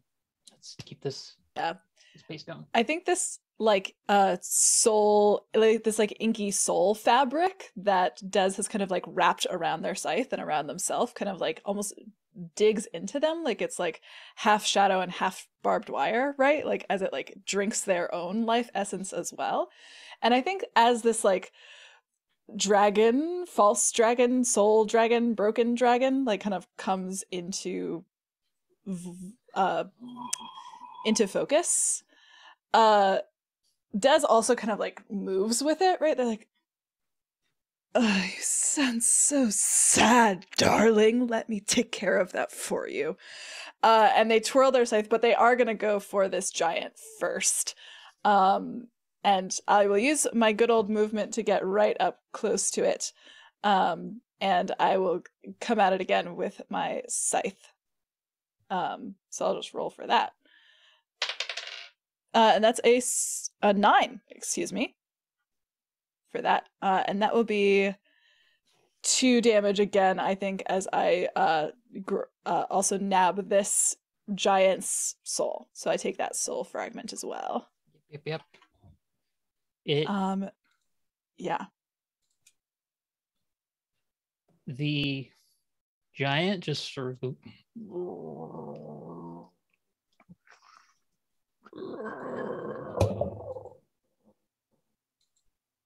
and it's just like it barely seems to register the hit.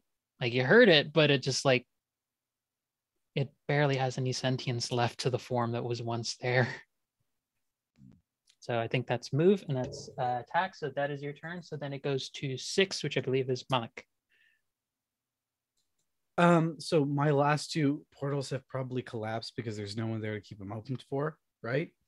So you didn't collapse them. They just count as active. If you're gonna reopen them onto someone else, you would have to close one first and then reopen another one. So you'd have to do both of those during your turn. But seeing as this thing is already like far from you, you could close one to do that first, so you'd have a portal open to redo a new thing, to open a new rift. But if your limit right now, unless you took an advance to increase it, is only 2 active, those 2 are still active even when those creatures are gone. You have to keep closing it and reopening it. That's kind of the biggest like drawback of managing those, is even when they're gone, you still have to keep managing them. Yeah, I'm gonna collapse one of them then. Okay. Wait, no, I don't need to do that. I do have that advance. My rift limit is 3. Yeah, so you could make another one. But they're far away, so I'm gonna have to run up to one, right? Depends what your attack action says to collapse Near. it. Near so or yeah, far, master. near far. Yeah, so you could hit. You could do it without having to run up even. Wait, no. Open rift. Open rift requires near. Yeah, so you Harness would have rift. to move up. Yeah. Yeah. This is the finagling of having not exact distances, is we have to be like kind of fluid with this, but it's we're fine. good. We're good. So Good. So I move up. start like speeding past my open rifts. Look towards this big scary dragon, and a crackling rift appears around them. Which one do I want? Can I pick one I've already picked, or no? No, you can pick it again. There's Excellent. the guiding rule also with Slayers and the playbooks in general is, unless the text says something, consider you can do it. This is a loose constructionist approach to these rules. I toss out my hand, and even though this is technically the same kind of rift as something else, I don't think I can make a rift open to the same place twice. So instead, a small little blue ball appears from my hand and starts zipping around the Echo Knight. Each time it attacks, its own attacks are going to somewhat reflect back at it, as a portal's going to open right in front of the damage, and it's going to pop its face. You know, like that moment in Blink, the moment that Blink did in X-Men Days of Future Past. That's what's happening. Oh, gotcha. Yeah, realized Okay. omen again. Realized Omen. It is Every a time it powerful hits. every time it hits. So okay, so that then it goes to I'm gonna Chandra. collapse one of the rifts. Wait, no, I use my quick action to move. Right? No, you didn't move. You didn't have to move in order to collapse it. So you still have the one to collapse one of them. So yeah, you could do the damage and do the effect. You're good. Yep. So yeah, the dragon is ready to be dealing with stuff. Chandra. Oh, No, wait. Sorry. It's I'm thinking of Lucian because Lucian. I didn't label who has the numbers and just keep trusting around. But Lucian, yeah, No worries. you're far from. You are near. I'll say to the giant and far from the dragon. That makes sense. So Lucian looks at the giant approaching, then of course turns to the side and sees the dragon making their way into the room, and you just see them just like chuckle for a bit, and then smiles, and then they say, She comments. and then what happens is you see the voices of the choir as well as the whispers starts to echo louder and louder as the Balrog rises into the sky and then bursts into small spots of red energy. And as that red energy starts to circle around, it turns into a rift in space and time. And as that rift stretches open, you see a draconic figure summons forth as they use their quick action to bring forth Worm's Rage, their expert build. Just imagine a big dragon coming by.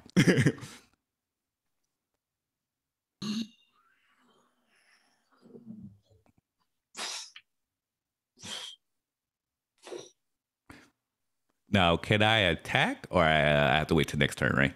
You cycle. You used one action to cycle to it. If it can hit near or far, you could hit either of them.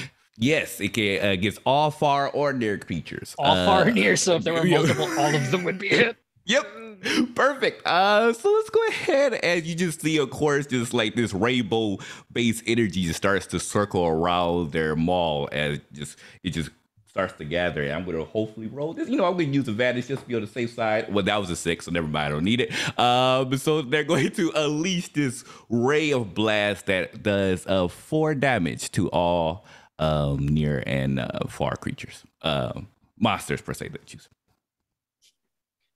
I appreciate that the chat is calling out all of our faces as we are all in shock about all of these things. Yeah, the dragon like takes the hit. This fallen, corrupted dragon takes the hit, and there is just this constant like sound of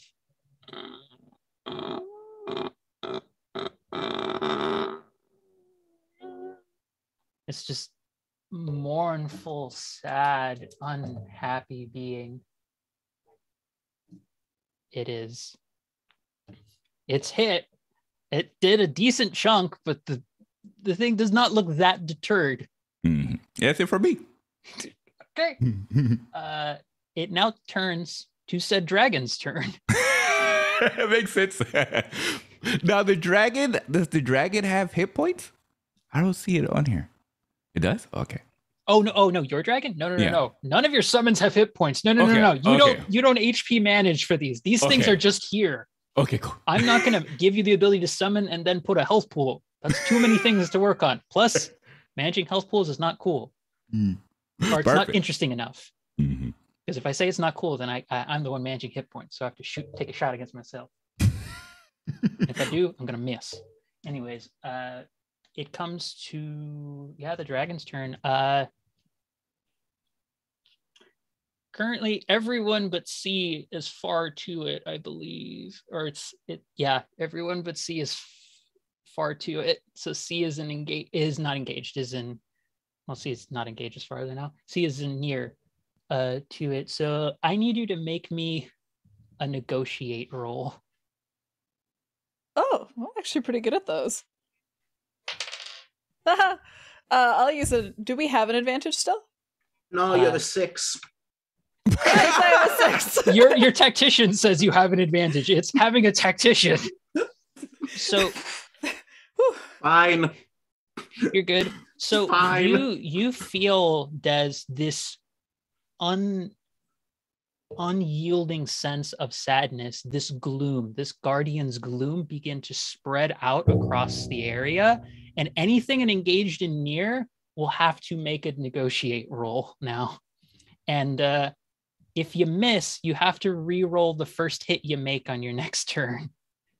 That's just auto, thing you'll have to do if you miss. But now, it's gonna do that.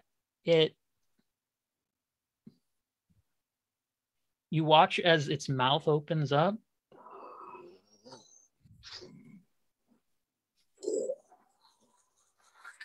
And you see as like whole aspects of shadow begin pooling around from the room. And it's gonna fire off shadow orbs. The 2. Okay. It rolls 2d10, so you only nerfed one of those, so the other one still hits. 2.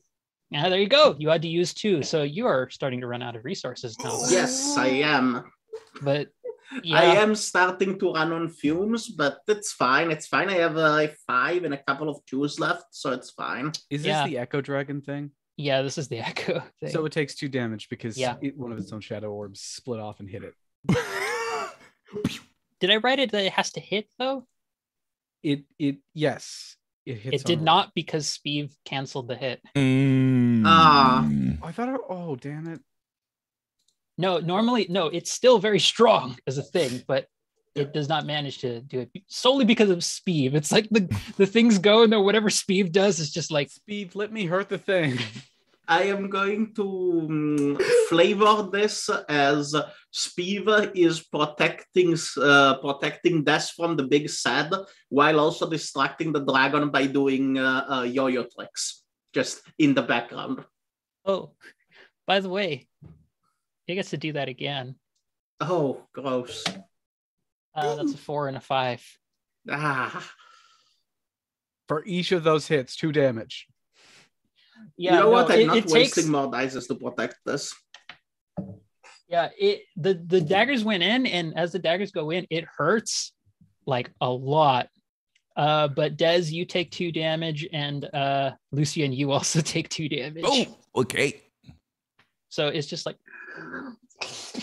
and then it just like, it like seems annoyed at that the bird is causing it distraction, and then it just gets into a bigger huff, and like the sadness and the moaning of like gloom turns into a sound of rage, and it just fires again, and each of them hits Lucian and Des. All right. Okay, now it goes to I believe Chandra. Yeah, Chandra and your giant friend. I'm gonna let Chandra go first because Chandra. Hello, I am here. So on Dez's turn, like as those two like daggers kind of like rip into Chandra, like all the daggers surrounding him like go blood red, and like several of them kind of like pull out of his body, just like still ephemeral and that same red, and kind of like spin around his head and loosely form kind of like a crown with like the like blades pointing up. As I go into Blood Moon phase, several things happen. I heal 1 damage and I gain 4 temporary hit points. I didn't realize that was a thing I could do, but here we are. And now my attack is a bit stronger. So I'm a little bit.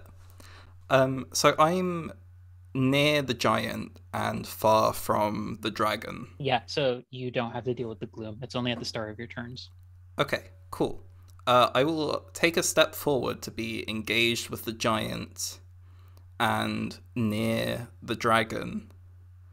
Okay. And then I'm going to take my attack action. And if this who are you taking it on? I will decide in a second, because so if this hits, it has to target me. So this is the main function of because I took that basic advance in character creation. So maybe if I could target both somehow this round, that would be good. So I'm going to first target the giant. Okay. My lunar die is a d8, and if this hits, I deal 4 damage. You'll actually deal an extra damage because of my Withering Soul advance. Excellent. Since I hit it with my scythe already. And I did roll a 7. So 4 damage plus 1. Yeah. So I think like my blade becomes surrounded by daggers. Like if you know the charged blade from Monster Hunter, Yes. like the elemental like axe round slash, as like these daggers just kind of like spin around the blade of the sword as I cut into this giant and like leave these kind of like burning red runes on it, as its attention is now on me. And that's what I got. It is now the giant's turn. Tit for tat, my friend. Tit for tat. You just see it go.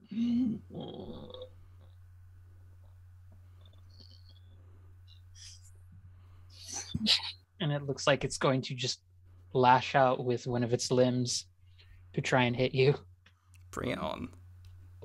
That is D10, to which that is a 7. Cool. How much damage? It's 2 damage, which is nothing for you because you're tanking. But you also, as the limb hits you, if you want to move next turn, you will have to spend 2 actions to do so, as its limb has just like, it hasn't like broken your leg or anything, but it's definitely like caused a massive sprain in doing you. So movement is a lot harder to do now for your next turn. That's so fine. There's that. And then it reaches out to, because I think it was Kira and Malak were near. I haven't hit Malak yet, so let's go with Malak. Oh, wait. Yes. Is this the Oh, giant? wait, no, wait, you're right. It's a giant. It has to target focus me. on you. Yep. It can't target anyone else. So, yeah, it's going to try and do this again. That's another 7. Awesome. That's Cool. 4 damage total. So I think that means your shield is gone. Yep. Yeah. I feel like C has done more damage to me, so you know. That's You see, Giant, even my edgy friend hurts more than you. Okay. Just being around Sasuke, it's emotional damage. Speeve, it's your turn. Okay. Let's take another turn. Yes, hit the thing. I draw a card, play an island, pass. Go ahead. Damn it. Whichever one of you in chat mentioned magic before, you've done this to me. I feel like it was Mare and Mango. Thank you, Mare. Oh my god. You really think someone would do that? They would go online and talk about magic? Yes, if you want to make your attack against the giant, go right ahead. All right. Let's see. Can I designate the dragon also for this second? Technically, because your attack because Speeves thinks they can take the attack action, right? Yes. So and your attack action lets you target two, so you could hit both. Yeah. Great. Wow, that's balking as shit. it's so good. It's so good, isn't it? Dez is just this tiny little shadowy bloody golden light of bones and clattering objects, and this scythe that is just like twirls. I'll go right. I'll just roll for both of them right now. That's an 8 and a 7. So my dice have decided to love me again. So here we are. So that's going to be 2 for each of them as Des slashes through the giant first, and then I think they like move over and like pull that thread taut again, like a spider web almost of this like soul stuff that they're weaving, and slash through the dragon as well. They are both looking pretty hurt. They are not quite down yet. Thank you for that reminder, Mango. And so that is the wait, everyone has gone, correct? I think everyone has gone. Yes, everyone has gone. So now it is the top of the round, which means Malak, you choose another person for Warden of Time, unless you want to just keep giving it to Lucian. I gotta re-roll it though, no matter what. This time it's a 4. We're gonna give that 4 to Chandra. Yay! I'm using a very, very scientific method here. Yes, of course. And also, just a quick reminder to folks that we have a giveaway for the many playbooks, for the 4 playbooks that are going to be part of that pack. And also, remember to put in hashtag JDRF in chat to join them. So, quick reminder, top of the round, Des, you get to keep ripping and tearing. You are literally the Raven Doomslayer at this point. It's pretty fucking awesome. Angela, I would love to cause problems for you, particularly on purpose, right now. I'm aware. Also, let me quickly just check something. Yeah, negotiate roll, please. Because you are within the gloom. Oh, whoa. Okay, let's see. You do the last 5 if you need it. Nope, I rolled my own. Yep, so you're good. Excellent. So I think Des kind of like, there's this overwhelming sadness coming from this thing, right?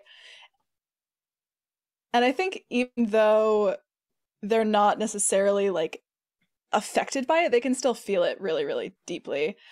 And you said that this thing used to be part of the temple, right? It's like been corrupted. The guardian. Like this is something that I'd say Malak and Chandra would know. This used to be like these places, specifically the parts of worship. Ancient worms used to actually roam the skies and go to different chapels in order to serve as guardians. They were loved, very much caring creatures. To see something in this state means something was hurting it a long time. I am rather familiar with that, aren't I, Angela? Unfortunately, you are. You're familiar with things hurting you for a long time. My own kind of void bond here, no? Yes, which also took 2 more health. Oh yes, it does take 2 more health off me. But it is not my temporary HP, so don't worry, Chandra. All's well. I'm at 5 HP still. We're coming in strong here. So Chandra's like, Don't worry, everything's fine. Don't worry about it. Don't worry about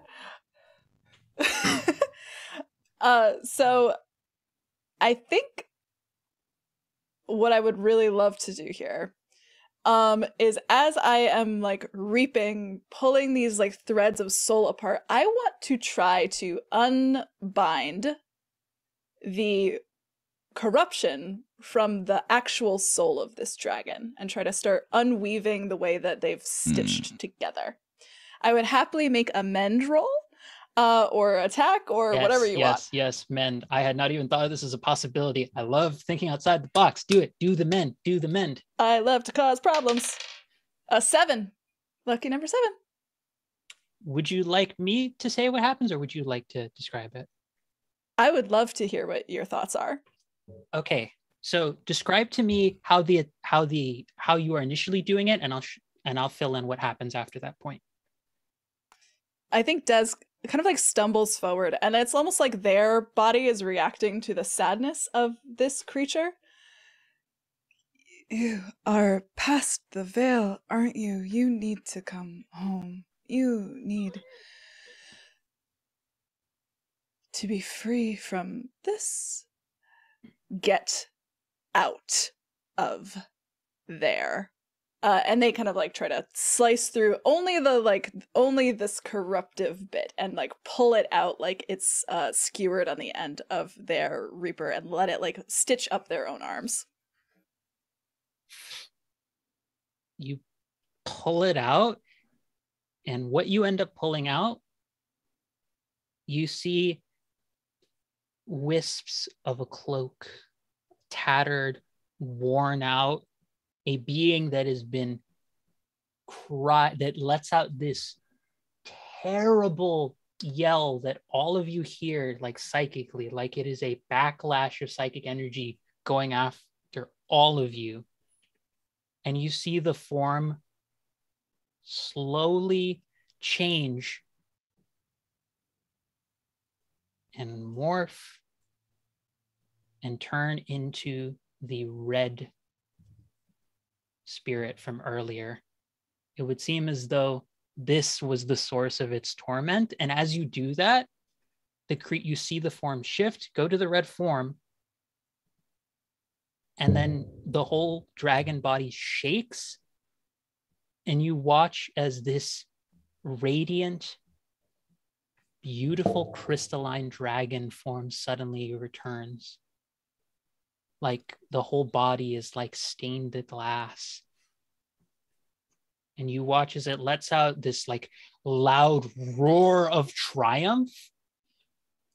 And everything about the place instantly turns into like, imagine like mass happening somewhere, like full of you see the spirits of various lives of past people who probably worshipped here, who were here to seek reverence of life and of the beauty that this place represented. And you see, almost as mocking it, a portrait of this red ghost like figure of this Psychopomp's malice on the back wall, seemingly where now all of the shadowy like essence is now like focused.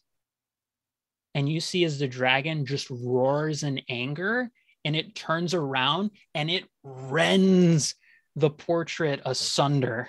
And you hear this loud no, and a red flame pops out of the portrait, and you see it go flying past all of you back towards the center chamber. And you see the spirit returns to just a giant woman, because of course it's going to be a giant woman. And she looks softly, but she fades away, but there's a look of like peaceful tranquility like on her face, like a look of like thank you. And the dragon just turns around and you hear it say,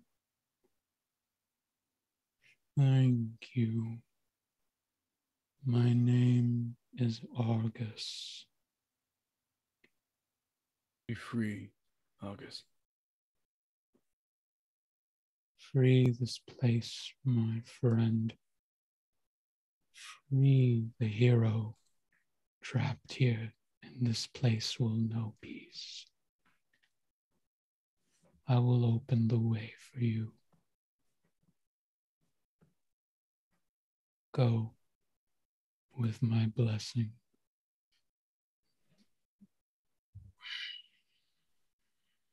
It's like it lets off what should be kind of like steam out of its mouth, but you hear it like little tinkling, like little bits of like glass are falling to the ground, and they form this almost like crystalline gateway that seems to lead to one more passage.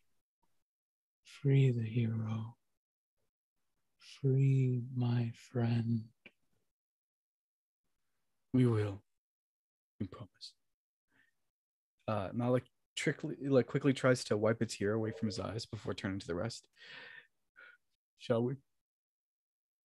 Wait 1 second. And then you'll see Lucian dive into their backpack and they'll pull out another giant rainbow color sucker and then tip their hand into the dragon. Like, here, first food item for your back. Insignificant, like in terms of size compared to this thing, because I didn't really give a size thing because it's a dragon, but we're talking at least like 30 to 35 feet, kind of like in size. And I'm like 3. And it just like leans over, but you see it just move with this like claw, and it takes it, and you see it like blows on it, and you see it become a bigger crystalline version of the same kind of like rainbow lollipop. Oh, that's so cool. My other friend lied to me. It takes more than 3 licks. Why did you? Thank you. No problem. And they'll start sucking on their sucker and they'll look towards the other. It's like, okay, I guess you all lead the way.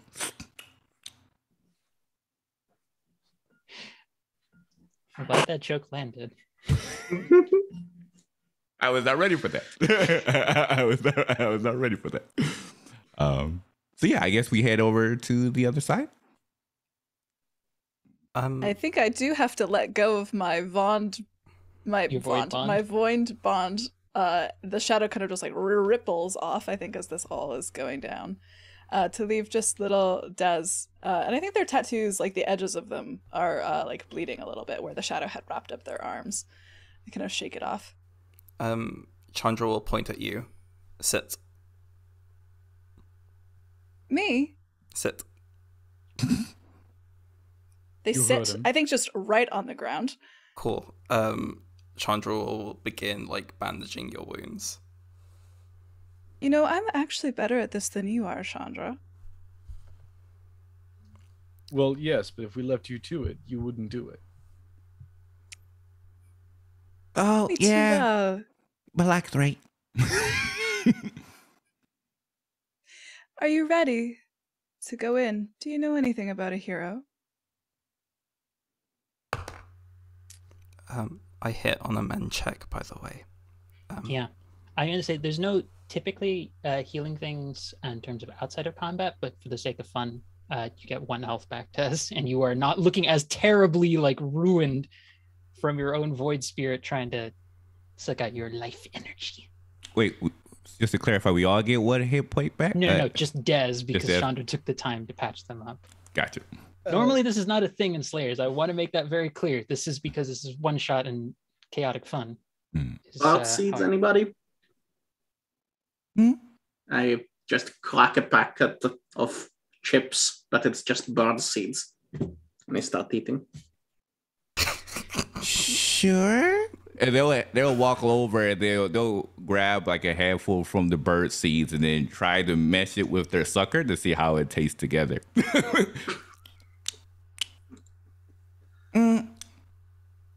Kind of, I guess.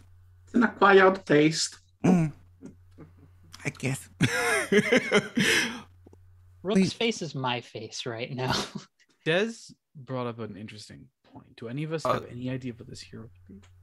I was about to ask you. I would say Malak and Chandra, this would come down to either hunt or study. I have 1 advantage left, and I would love to roll study.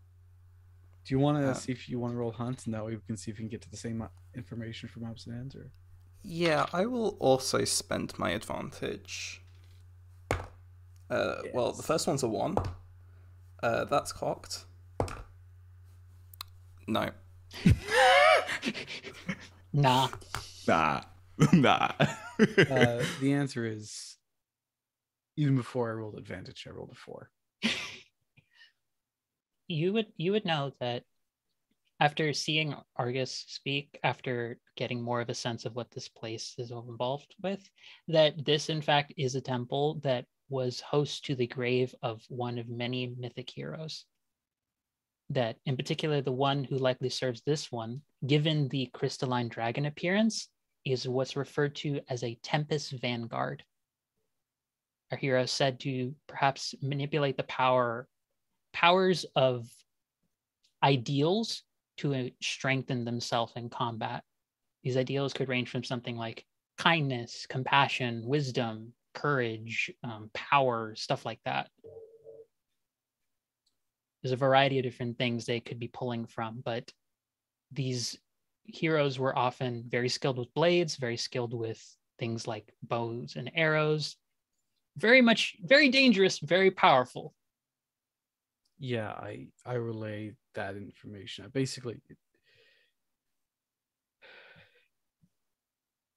if this thing is entrapped the same way our friend just was, we're in for the fight of our lives. If not, then we're still in for the fight of our lives because something managed to trap it. But Dad's got this. Dad was doing great. Some things are worth risking your life for. To a point.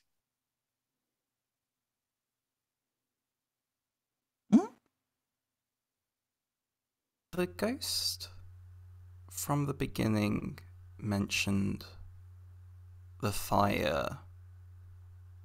Does that mean the exit is open? If you look behind you, you do see the door from before is open. Or you could take the portal that your dragon friend has created for you. Either way, you could see. Both paths are available to you. I would have tried to free the hero. I also... it's what we came here to do, really. And I don't think I can leave here without trying. Speeve, Des, speak up or forever hold your peace, so to speak. Don't worry, darling. I'm not going to let any of us die.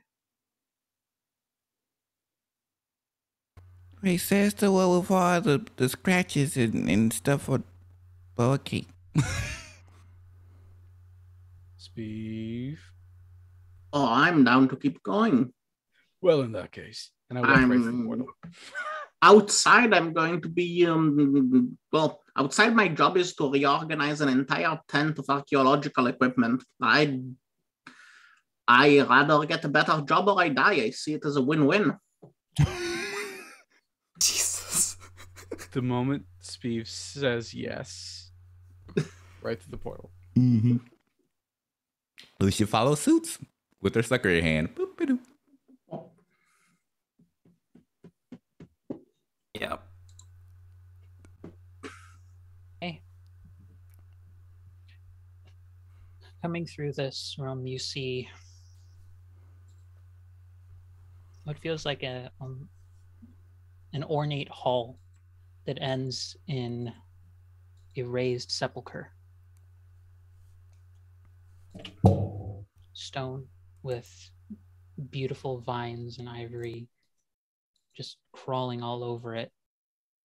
And you see 3 spirits there, no red one.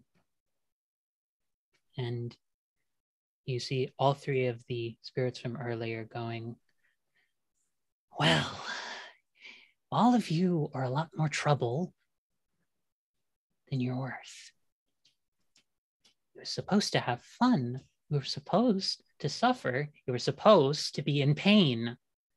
Not supposed to hurt any of us. That was a mistake. That's not fair. If it's a game, then we all should share the pain, which means you have to feel pain now. Game is designed for us to win. That's how the game has always been. We get to win, you lose. That's how it works. Oh, but in life, darling, there is risk and reward. You must have both. What that's it? Well, it seems as though you've all risked quite a lot coming down here now. It seems like you've been rewarded enough. Perhaps it's time to turn tables. We'll take the reward. And you... I'm going to be the dick again. I raise my hand out and I'm going to make a planar tear behind one of them.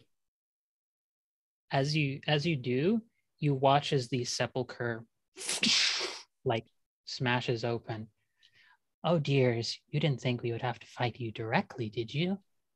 And you didn't think we were right here, did you? We don't fight alone. And we don't do the dirty work ourselves.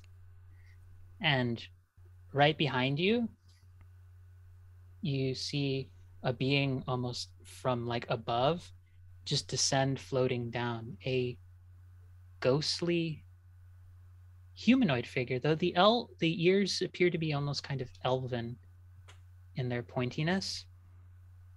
A long blade on their left hand, a shield on their right. Well, it appears to be a bow and arrow on their back. And the outfit, like a basic tunic and pantaloons. The tunic must have at one point been a very vibrant, verdant green, but is all but faded. And the individual raises their hand, and you watch as a glowing insignia of 3 triangles, making a 4th triangle in the center, appears on their hand.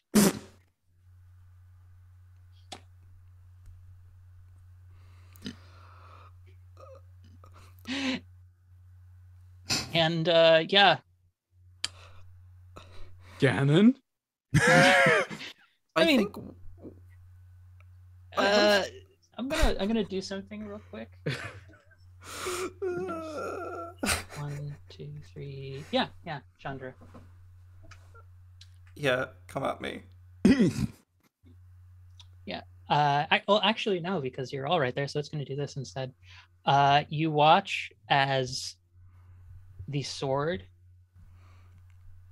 in their left hand, as they descend down, you see it beginning to glow with shadowy energy, and you watch as it finally falls down in engaged range with all of you. It initiates a spin slash to hit every single one of you. I am going to need everyone. But to Angela, make an we're agile not roll. pots. We're not pots, Angela. It doesn't work like that. Everyone roll agile. Oh no. Oh, I also haven't used my auto crit yet, Hamna. Don't worry. I've been keeping in mind that I have 2 of those. Do I get my dices? Nope. I have Not one. yet. After this, yes. I just want to say that all of us dying to Link is sponsored by the fact that y'all in chat have raised like $6,000 was it for charity. 600? Wait, is it 600 or 6,000? 600. 600. Sorry, I can't read. $600, and that's amazing. Thank you very much. Thank you so much. I rolled a 3. Okay. 9. I rolled a 6. Oh, Okay. same 6. Angela, should I if I want to use an auto hit, do I have to declare before I roll, or can I roll first? We haven't been doing that, so otherwise I would have had to say that way earlier. So I'll say you can take yours if you want. I did indeed roll a 4 after I said I might use an auto crit, but I'm not going to use an auto crit. I've got a 4. So did anyone miss? Okay. Chandra missed. Chandra, the rest of you are able to like roll out of the way, and I imagine it's like freaking like Dark Souls roll. And Chandra, on a miss, you take 4 damage, and you cannot take the move action on your next turn. That's fine. It's where I want it. So it's combat time, everybody, as you face the Tempest Vanguard, who, if you think about it, Tempest Vanguard is a really nice roundabout way of saying the hero of time. Hey, listen. And now we have learned why they had to call it The Legend of Zelda, because Link is an asshole. Also, this is coming from the person who was going to preemptively nuke a spirit. That's not my fault. Okay, they asked me to. Risk and reward. I'm spending my advantage on the speed roll. Okay. So, in order for everyone, what do you have, Des? What's your speed? What was that? 5. Sorry, 5. 5. Okay. Speeve, what are you? 4. Okay. Malak. I too got a 4. Ooh. Okay. Lucian. Also a 4. Jesus. Chandra. 5. Oh, wow. You all are going to be an interesting... This is going to be curious and curiouser to all of us. Mm-hmm.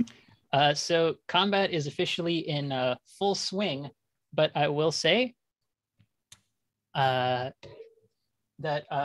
Malak's ability kicks off, the Warden of Time ability. Yes. So you roll and decide who's going to get the... They're the hero of time, but I'm the Warden of Time. What's more important, okay? The Warden of Time is currently ready to stab you right in the gut. I'm the Warden. They're the hero. Get it right. I'm going to give my +2 that I rolled on this D8 to, let's see, how about Lucian? Okay, so Lucian is actually... You are going first.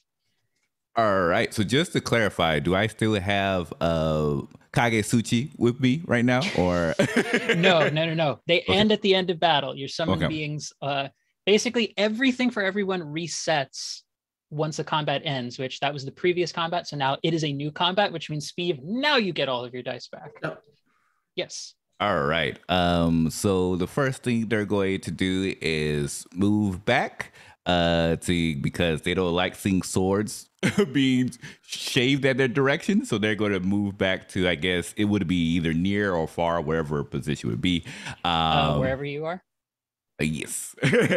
And after that, they're of course going to look around and say, okay, well, I guess we're going to try to free you now. And then instead of the demonic aspect of them taking over at this time, there's a little bit more holiness starting to appear as this glow starts to wrap around them in a circular figure.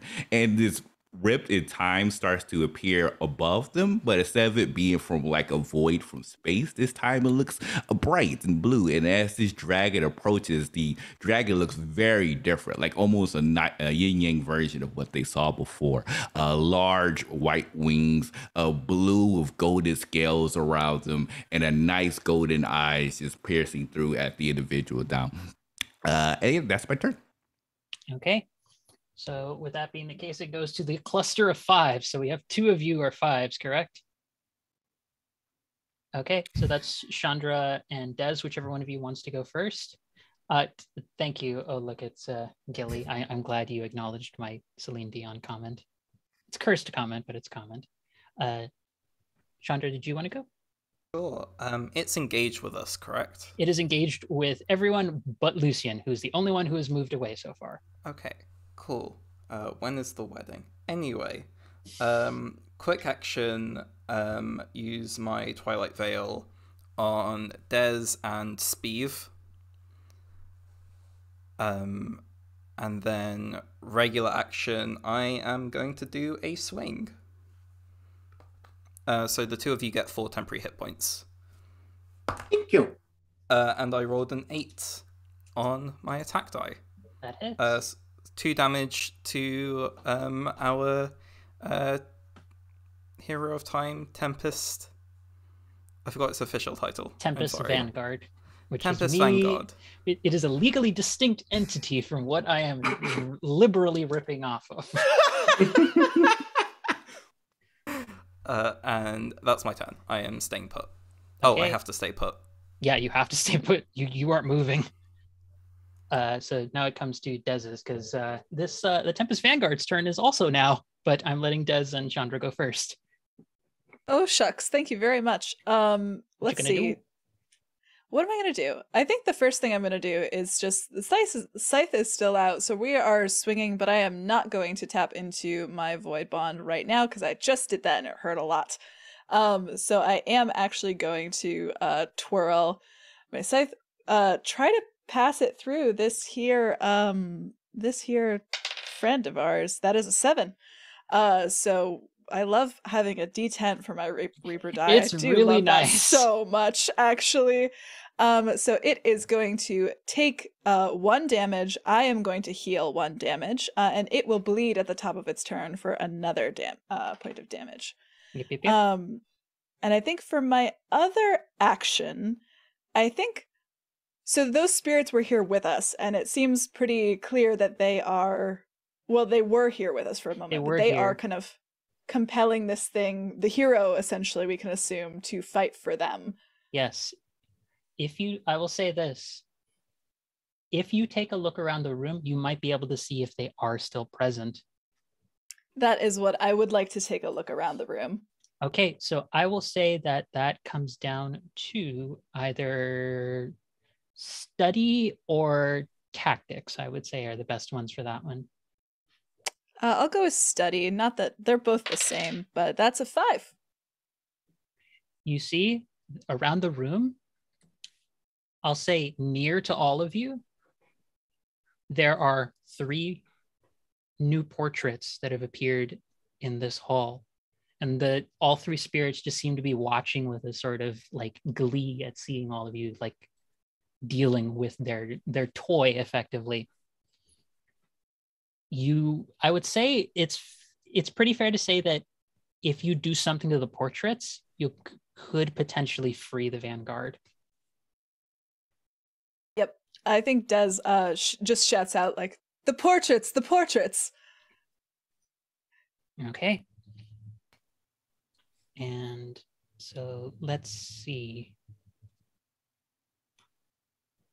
I think in that case, now it comes to the heroes, to the Tempest Vanguard's turn. The Tempest Vanguard, you watch them hold the insignia up to the air, and you watch as the one that was currently lit up changes to another one. And it also, like, the stance that they're currently employing has also shifted as well. And you watch as, with much more swiftness than they did before, begins to pull back the sword and charge it to do spin slash against everyone engaged with it right now. So right now that's everyone but Lucian. I need an agile roll from.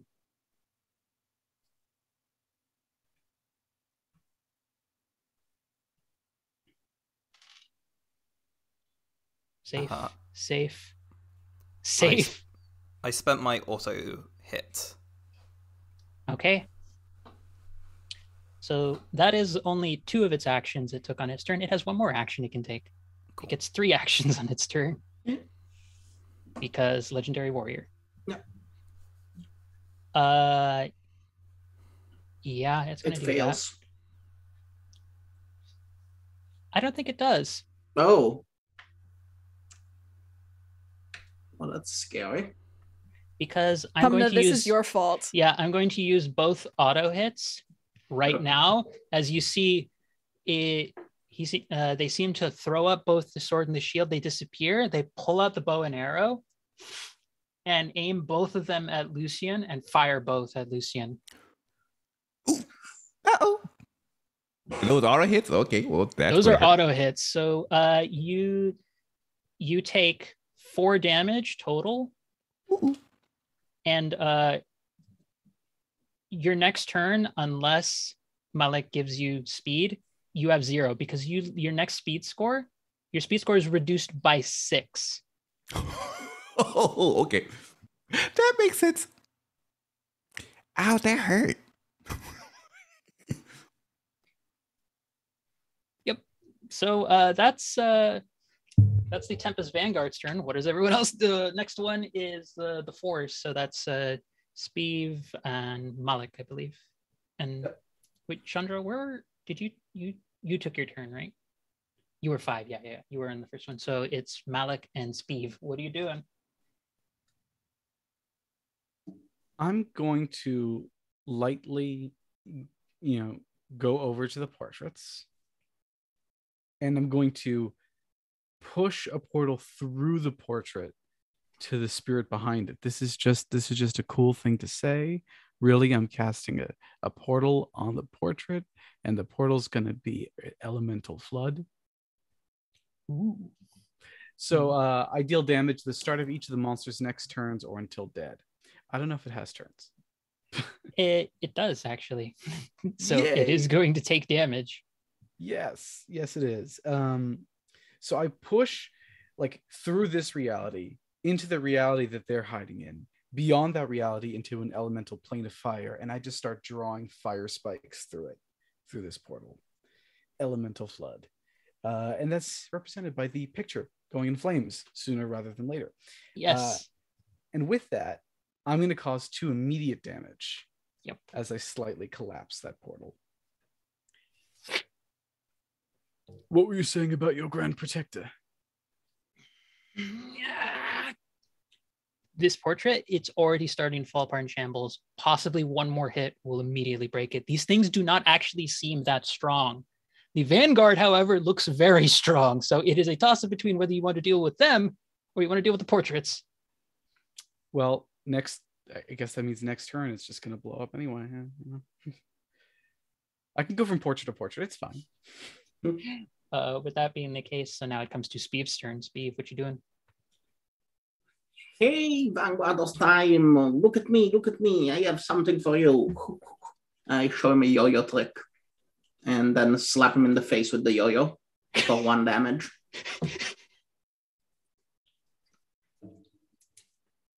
And then anybody has a quick action that they want to do that feel compelled to do.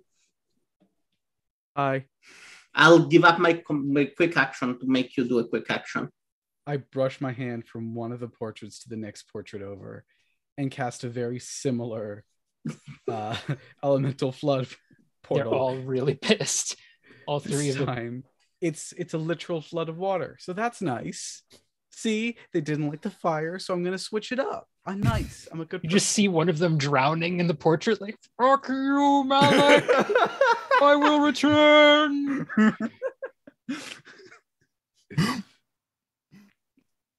All right. So with all of those turns going back to the top, which is no longer Lucian at the top because Lucian has 0 speed. So it is back to the 5s again, which means Lucian, you add +4 to your negative. Okay, so Lucian is part of the cluster of 4. Okay, I'm back to Lucian's back. Lucian's back at 4. Oh, he's going back and forth. Thank you. Lucian's like, oh, thank you, Dad. That hurt it. I think I can feel my ribs. That's not a good thing. See if you're okay. I will take it. So portraits are near. Portraits are near to you, yes. And I can move. Now you can move because you dodged the spin slash. So it's not inhibiting you anymore. It was only for your next turn. So I have my shields up. I'm very focused on getting rid of these portraits. So I'm going to move closer and stab the 3rd one. Okay. Make the attack. D8. I don't know how I forget that. Yeah, it was a 1. The ghost literally seems to just move out of the way and just kind of start doing the cartoon It's very dog barking up a tree. No, that's so cute though. Why would you say that? He's baby. Des, go before I feel sad. Before I actually feel sad. I don't feel sad hurting No, all of I you. also feel sad. Are the portraits that Malak has elemental rifted, are they gone for, or do they No. need just a little bit more work? One needs one more. Because one of them is going to get hurt on its turn. Well, actually, no, it got hurt because it was the end, because all of them are taking their turns at 0. So one of them is fine. 2 of them are hurt, and either one of them, a little bit more damage will probably do it. You don't know how much that damage is, but you can tell. I'm saying above the table, Malak did 2 damage on the other one, on one of them, and it was already at like half health. So you get roughly, they each take like 4, but that's an above the table thing. Okay, so you're saying more damage is better, which means you want me to go Void Herald. I see you, Angela. No. I understand. No, that so wasn't the intent at all. No, wasn't it? Yep, you asked for this. I think it's the same thing that happens. They get just a little bit of this, sorry, not Hero of Time. Tempest Vanguard. Tempest Vanguard, excuse me. Sorry, Link, you're so pretty and so gender, but my god. It's just gonna take a little bit of that, and they are gonna go emo mode here. The same kind of like knitting of the soul stuff just kind of up their arms is like, I think the feathers start to grow out this time. Like what was knitting onto them like turns into these ghostly feathers with just this like golden tattoo bone underneath. And I am going to go ahead and lose 2 HP or 4 HP? Yeah, it's 2 because you had 1 soul fragment because you hit the Tempest Vanguard before. So now it's only 2. But okay. I know you have like 5 or 4 health right now. I actually am doing pretty well. I'm back up to 7 plus the 4 from Chandra again. So I'm doing okay. Not bad. So we'll both take 2 damage as we go right into this, and I am going to grab 2 targets and just kind of almost like following the path that Malak has like wrought of this elemental rift damage, just like slicing through the portraits of each of them. I'll go ahead and roll my d10s. That is a 10 and an 8. 2 of the ghosts immediately, just you hear screams from them, and as both of the portraits are gone, 2 flames just pop out of them, and only 1 portrait remains. And it looks like the Tempest Vanguard is like shaking and trying. It's like something is losing focus there, but is still very much hostile. And like you hear the last ghost scream, "Kill! Kill!" and is like pointing directly at Des. No problem. Can do. And you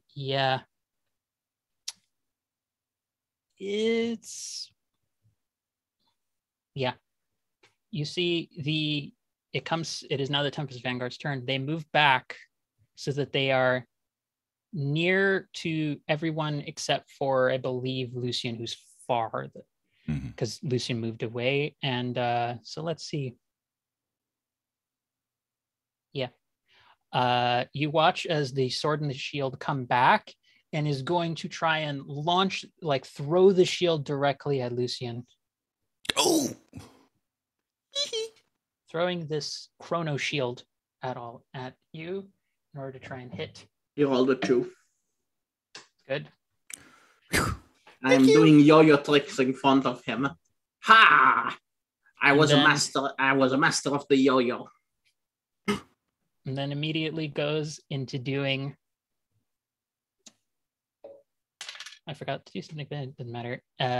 Pulling out the bow once more, and is going to take the shot at Des. That's 2 d8s. Do you have them to spend? I have 1. One of them is a 2. You are so lucky, Des. I rolled an 8 and a 3, so nerf the one hit that would have gotten to you. Bird power. It's not my fault. Death loves me. It's all good. And then you watch with like an anger, the ghost screams out in reaction, to the Tempest Vanguard missing and is like, I said kill. And you watch as like the part of the flame, the portrait begins to go into tatters, and the flame moves to the sword and it raises up and it lets off a stream of fire at you. Okay, so I spoke maybe too soon. Sorry, bird friend, that I'm out of friendship dices. That is that's an 8 and a 6. Yeah, those hit. Yeah. How much health do you have? 9? You take 6 damage. Okay. So you take 4 and I take those other 2. Oh, right, because Des has the shield. Oh, Blood Moon phase. Okay, great, cool. I am angry. It is the rest of the team's turn. So Lucian. Lucian's like, they keep hurting. And you kind of hear like the voices from the darker side started to spread. So it's just like, you should have let me take it over. If I would have taken it over, you wouldn't even be in this circumstance right now. And they're just like looking around like, no, watch. And you see, of course, the dragon starts to raise up and they're going to unleash their attack that hits all far air near creatures, but they're primarily tailoring towards the ghost. And I'm going to use my auto hit to make sure that hits. So that's going to be 4 points of damage to the ghost. With one last scream, the portrait breaks entirely. And you see the figure just kind of like stumble, drop to the floor, and just kind of like, and drop the sword and shield.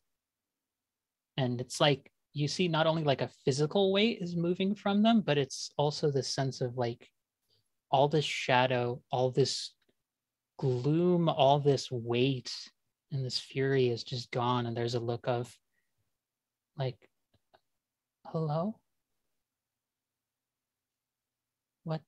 What happened? Over, brother. Go on, Malak. It's over. Brother, it's done. You're free. Do you need me to serve anymore? No, in fact, let me take you home. Can I open up a portal to send it to someplace nice? Yes. Like before you even start doing that, like you see the figure, who I will also note, just for no reason whatsoever, very handsome, like is like almost like holding on to like your shoulder, like clinging, and is like, is my duty over? Is it done? Can I leave this place? Can it be a home for others now? You're free, brother. Let me take you home. And I like gently cradle his head, place my hand upon the floor underneath it, and open up a portal to someplace free, someplace nice.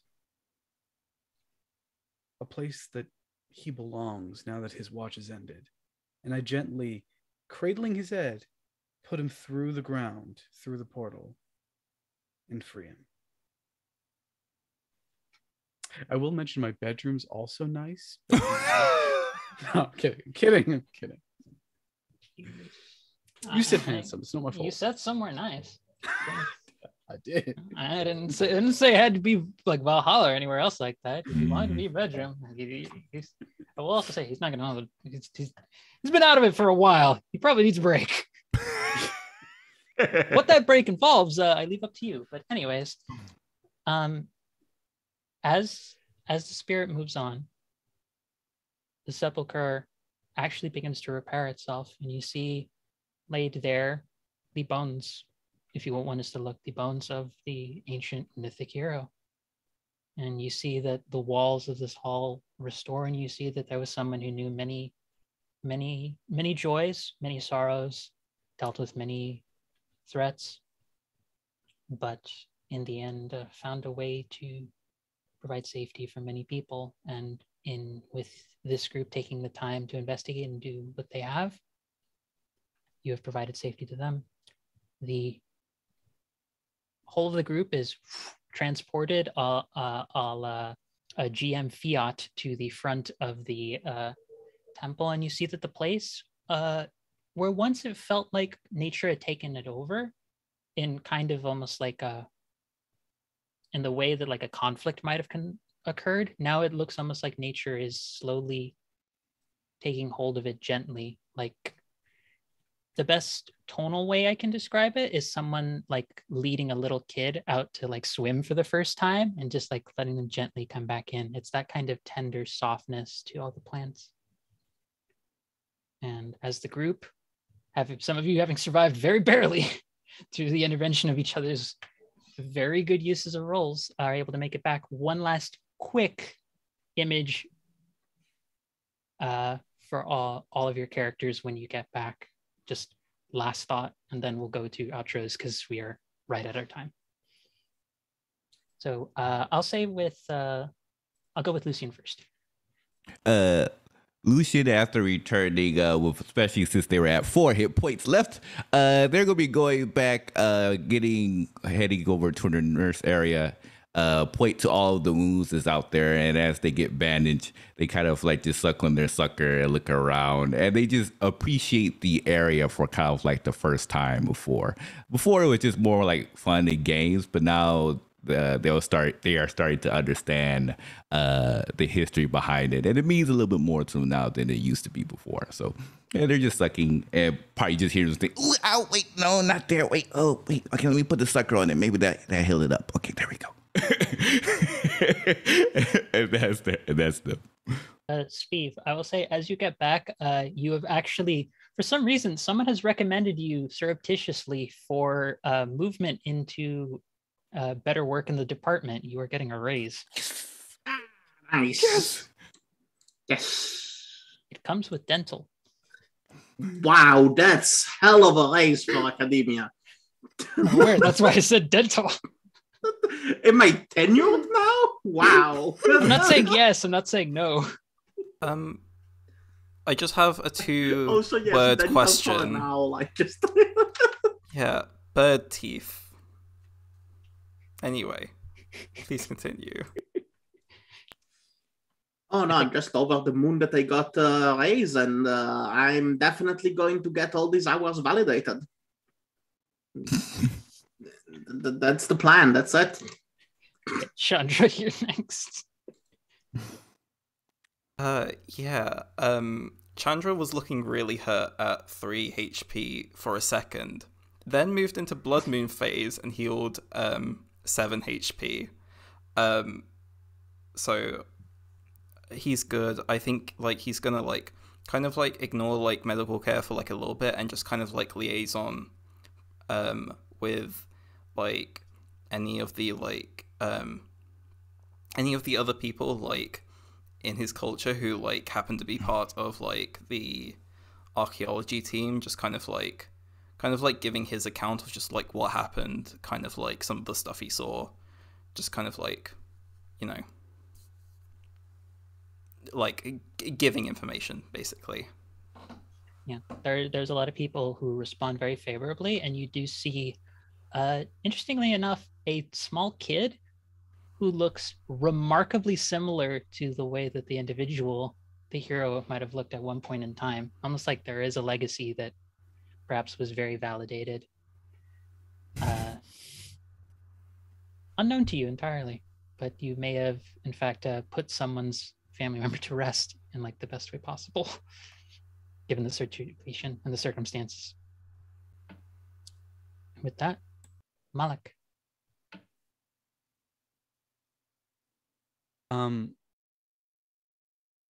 Malak celebrates with the others, but in time goes to a different time. and visits the young hero while he was still young, before all this was to happen, knowing what was to come.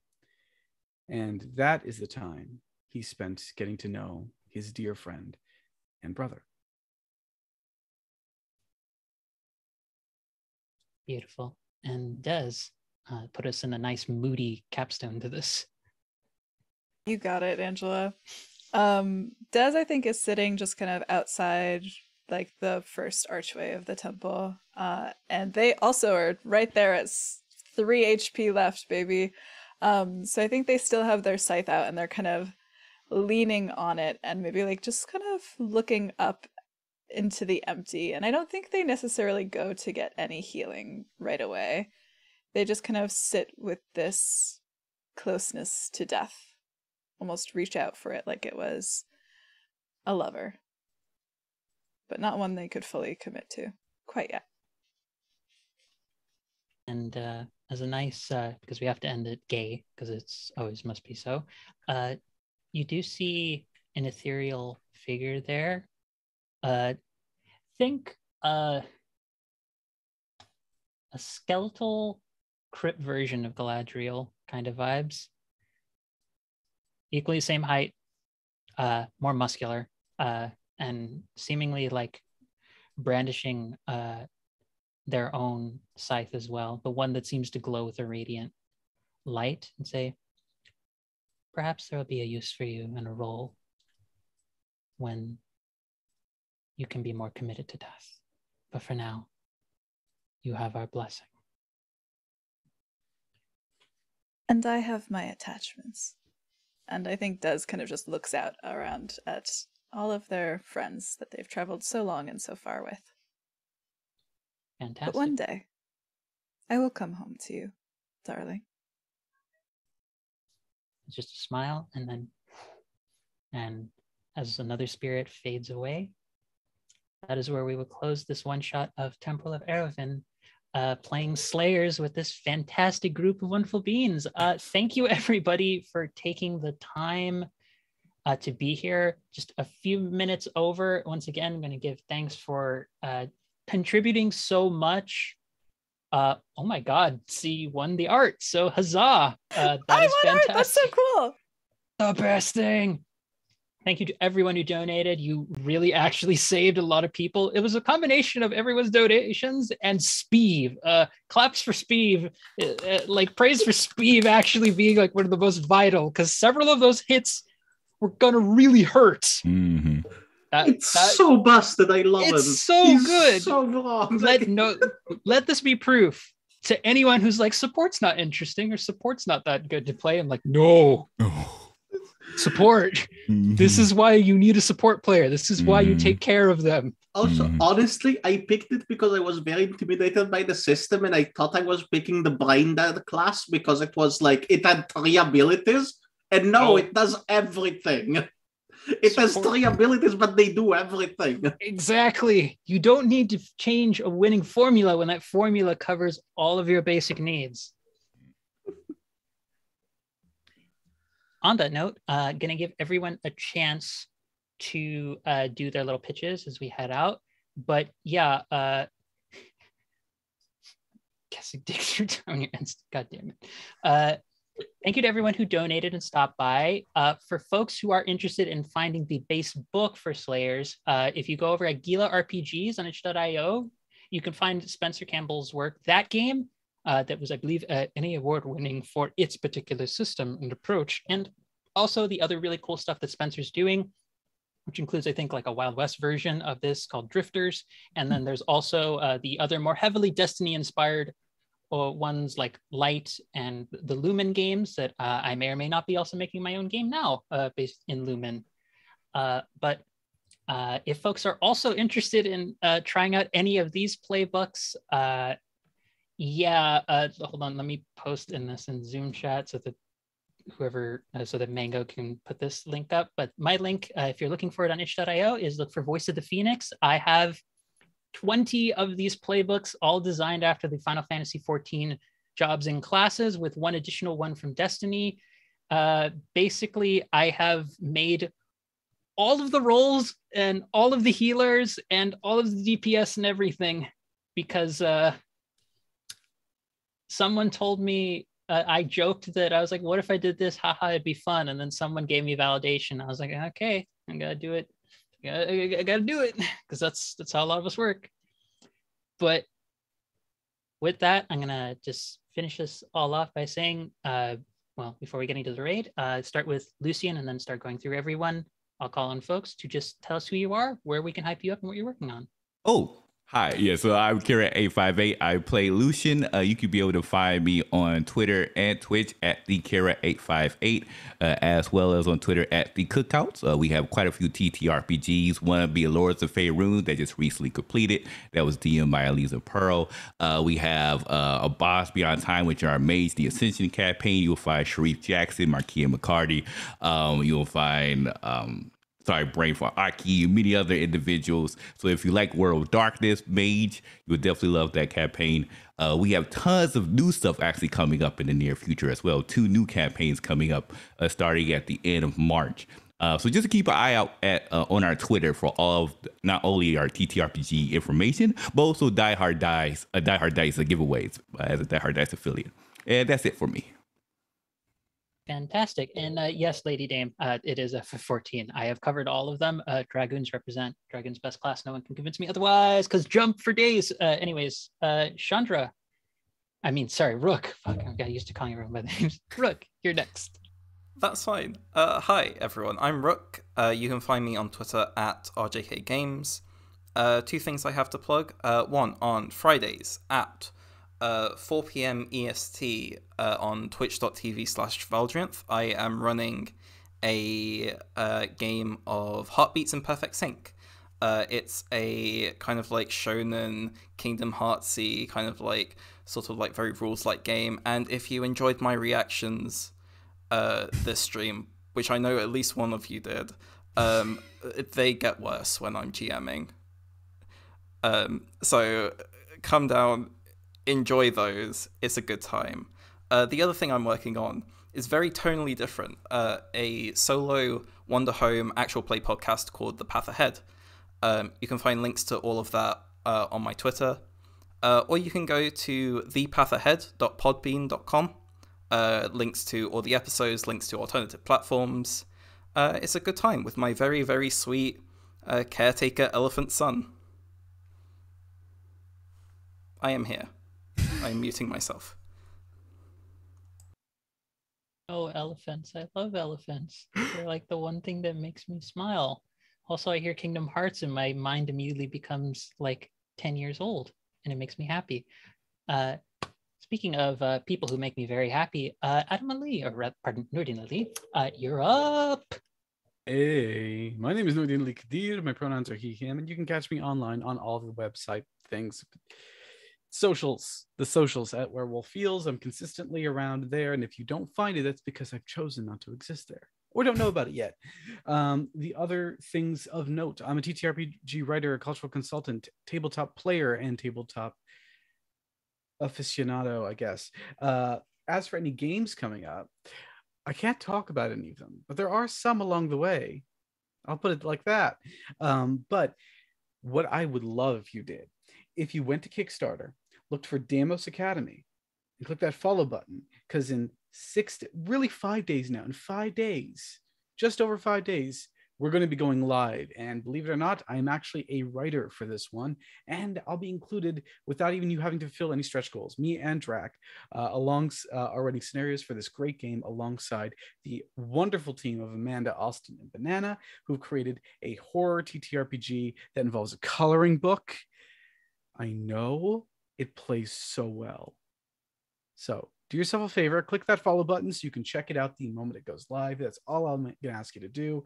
And today I played the Riftwalker, which was an amazing Destiny-inspired Slayers playbook written by our very own Angela. And the only Destiny-style playbook that I think she's written so far. So if you want more, pay Angela, and maybe she'll scrap one out for you. Just saying.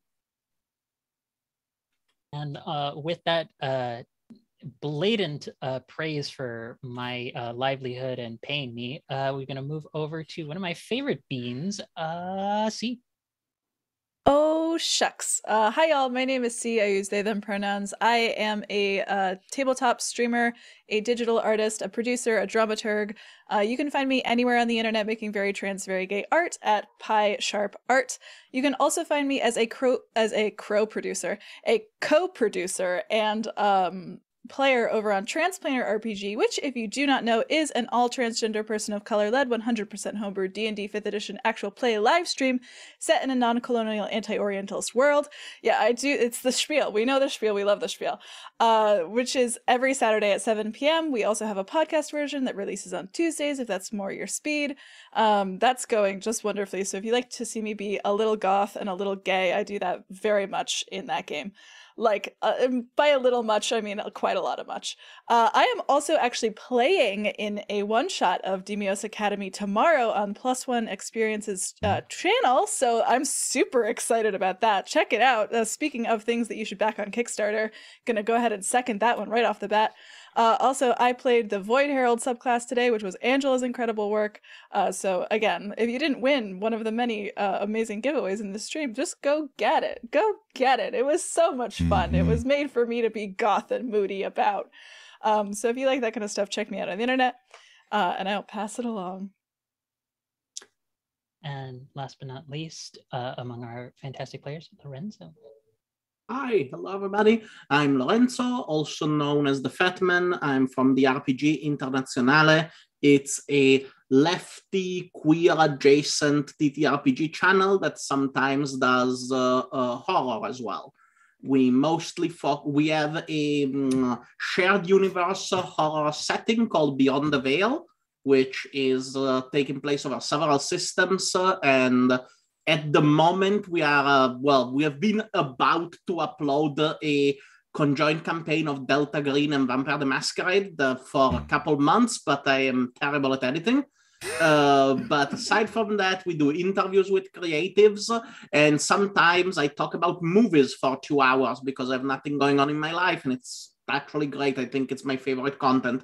We are very small because we have hit a really bad snag with COVID last summer, and we have not been posting for a while, so we are trying to rebuild right now.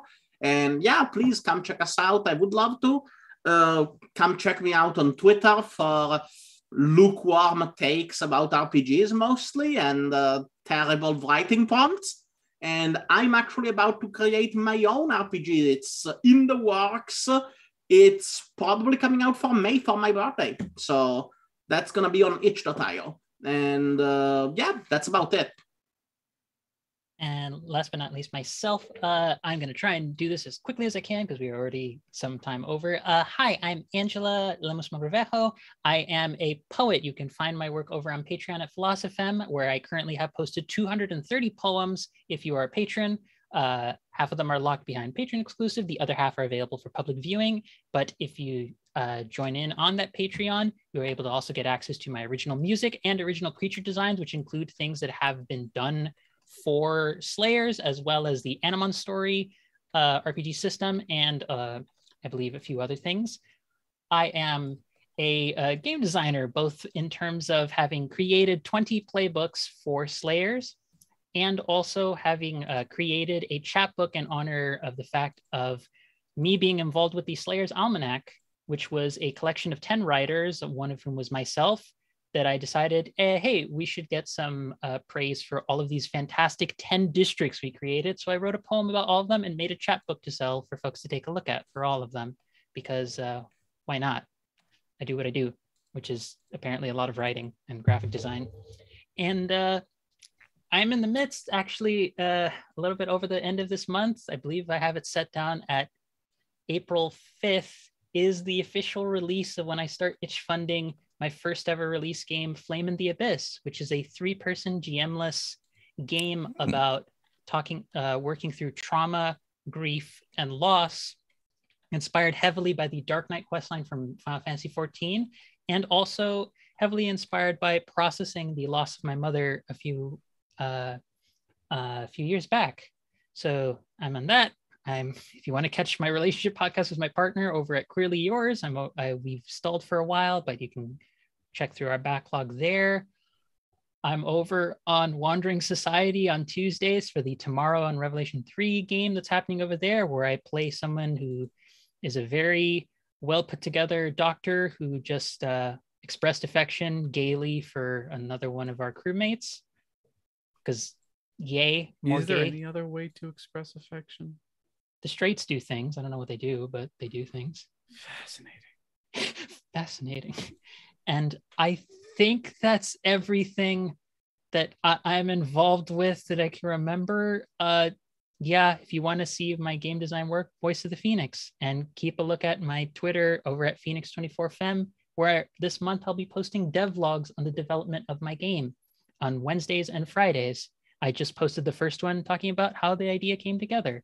So yeah, oh God. Straights do things like gender reveal parties to start forest fires. Don't read that. Don't read that. Keep moving. I'm sorry. It's like a train crash. You can't help but look at it. Thank you to everyone for tuning in. The next game. The next game, just about to get to that. That I'm going to ping before we head out and we do our raid, is Wedding Song played in the Wise Woman system, written by the GM and creator Cassandra_BR on March 12th at 12 p.m. ET.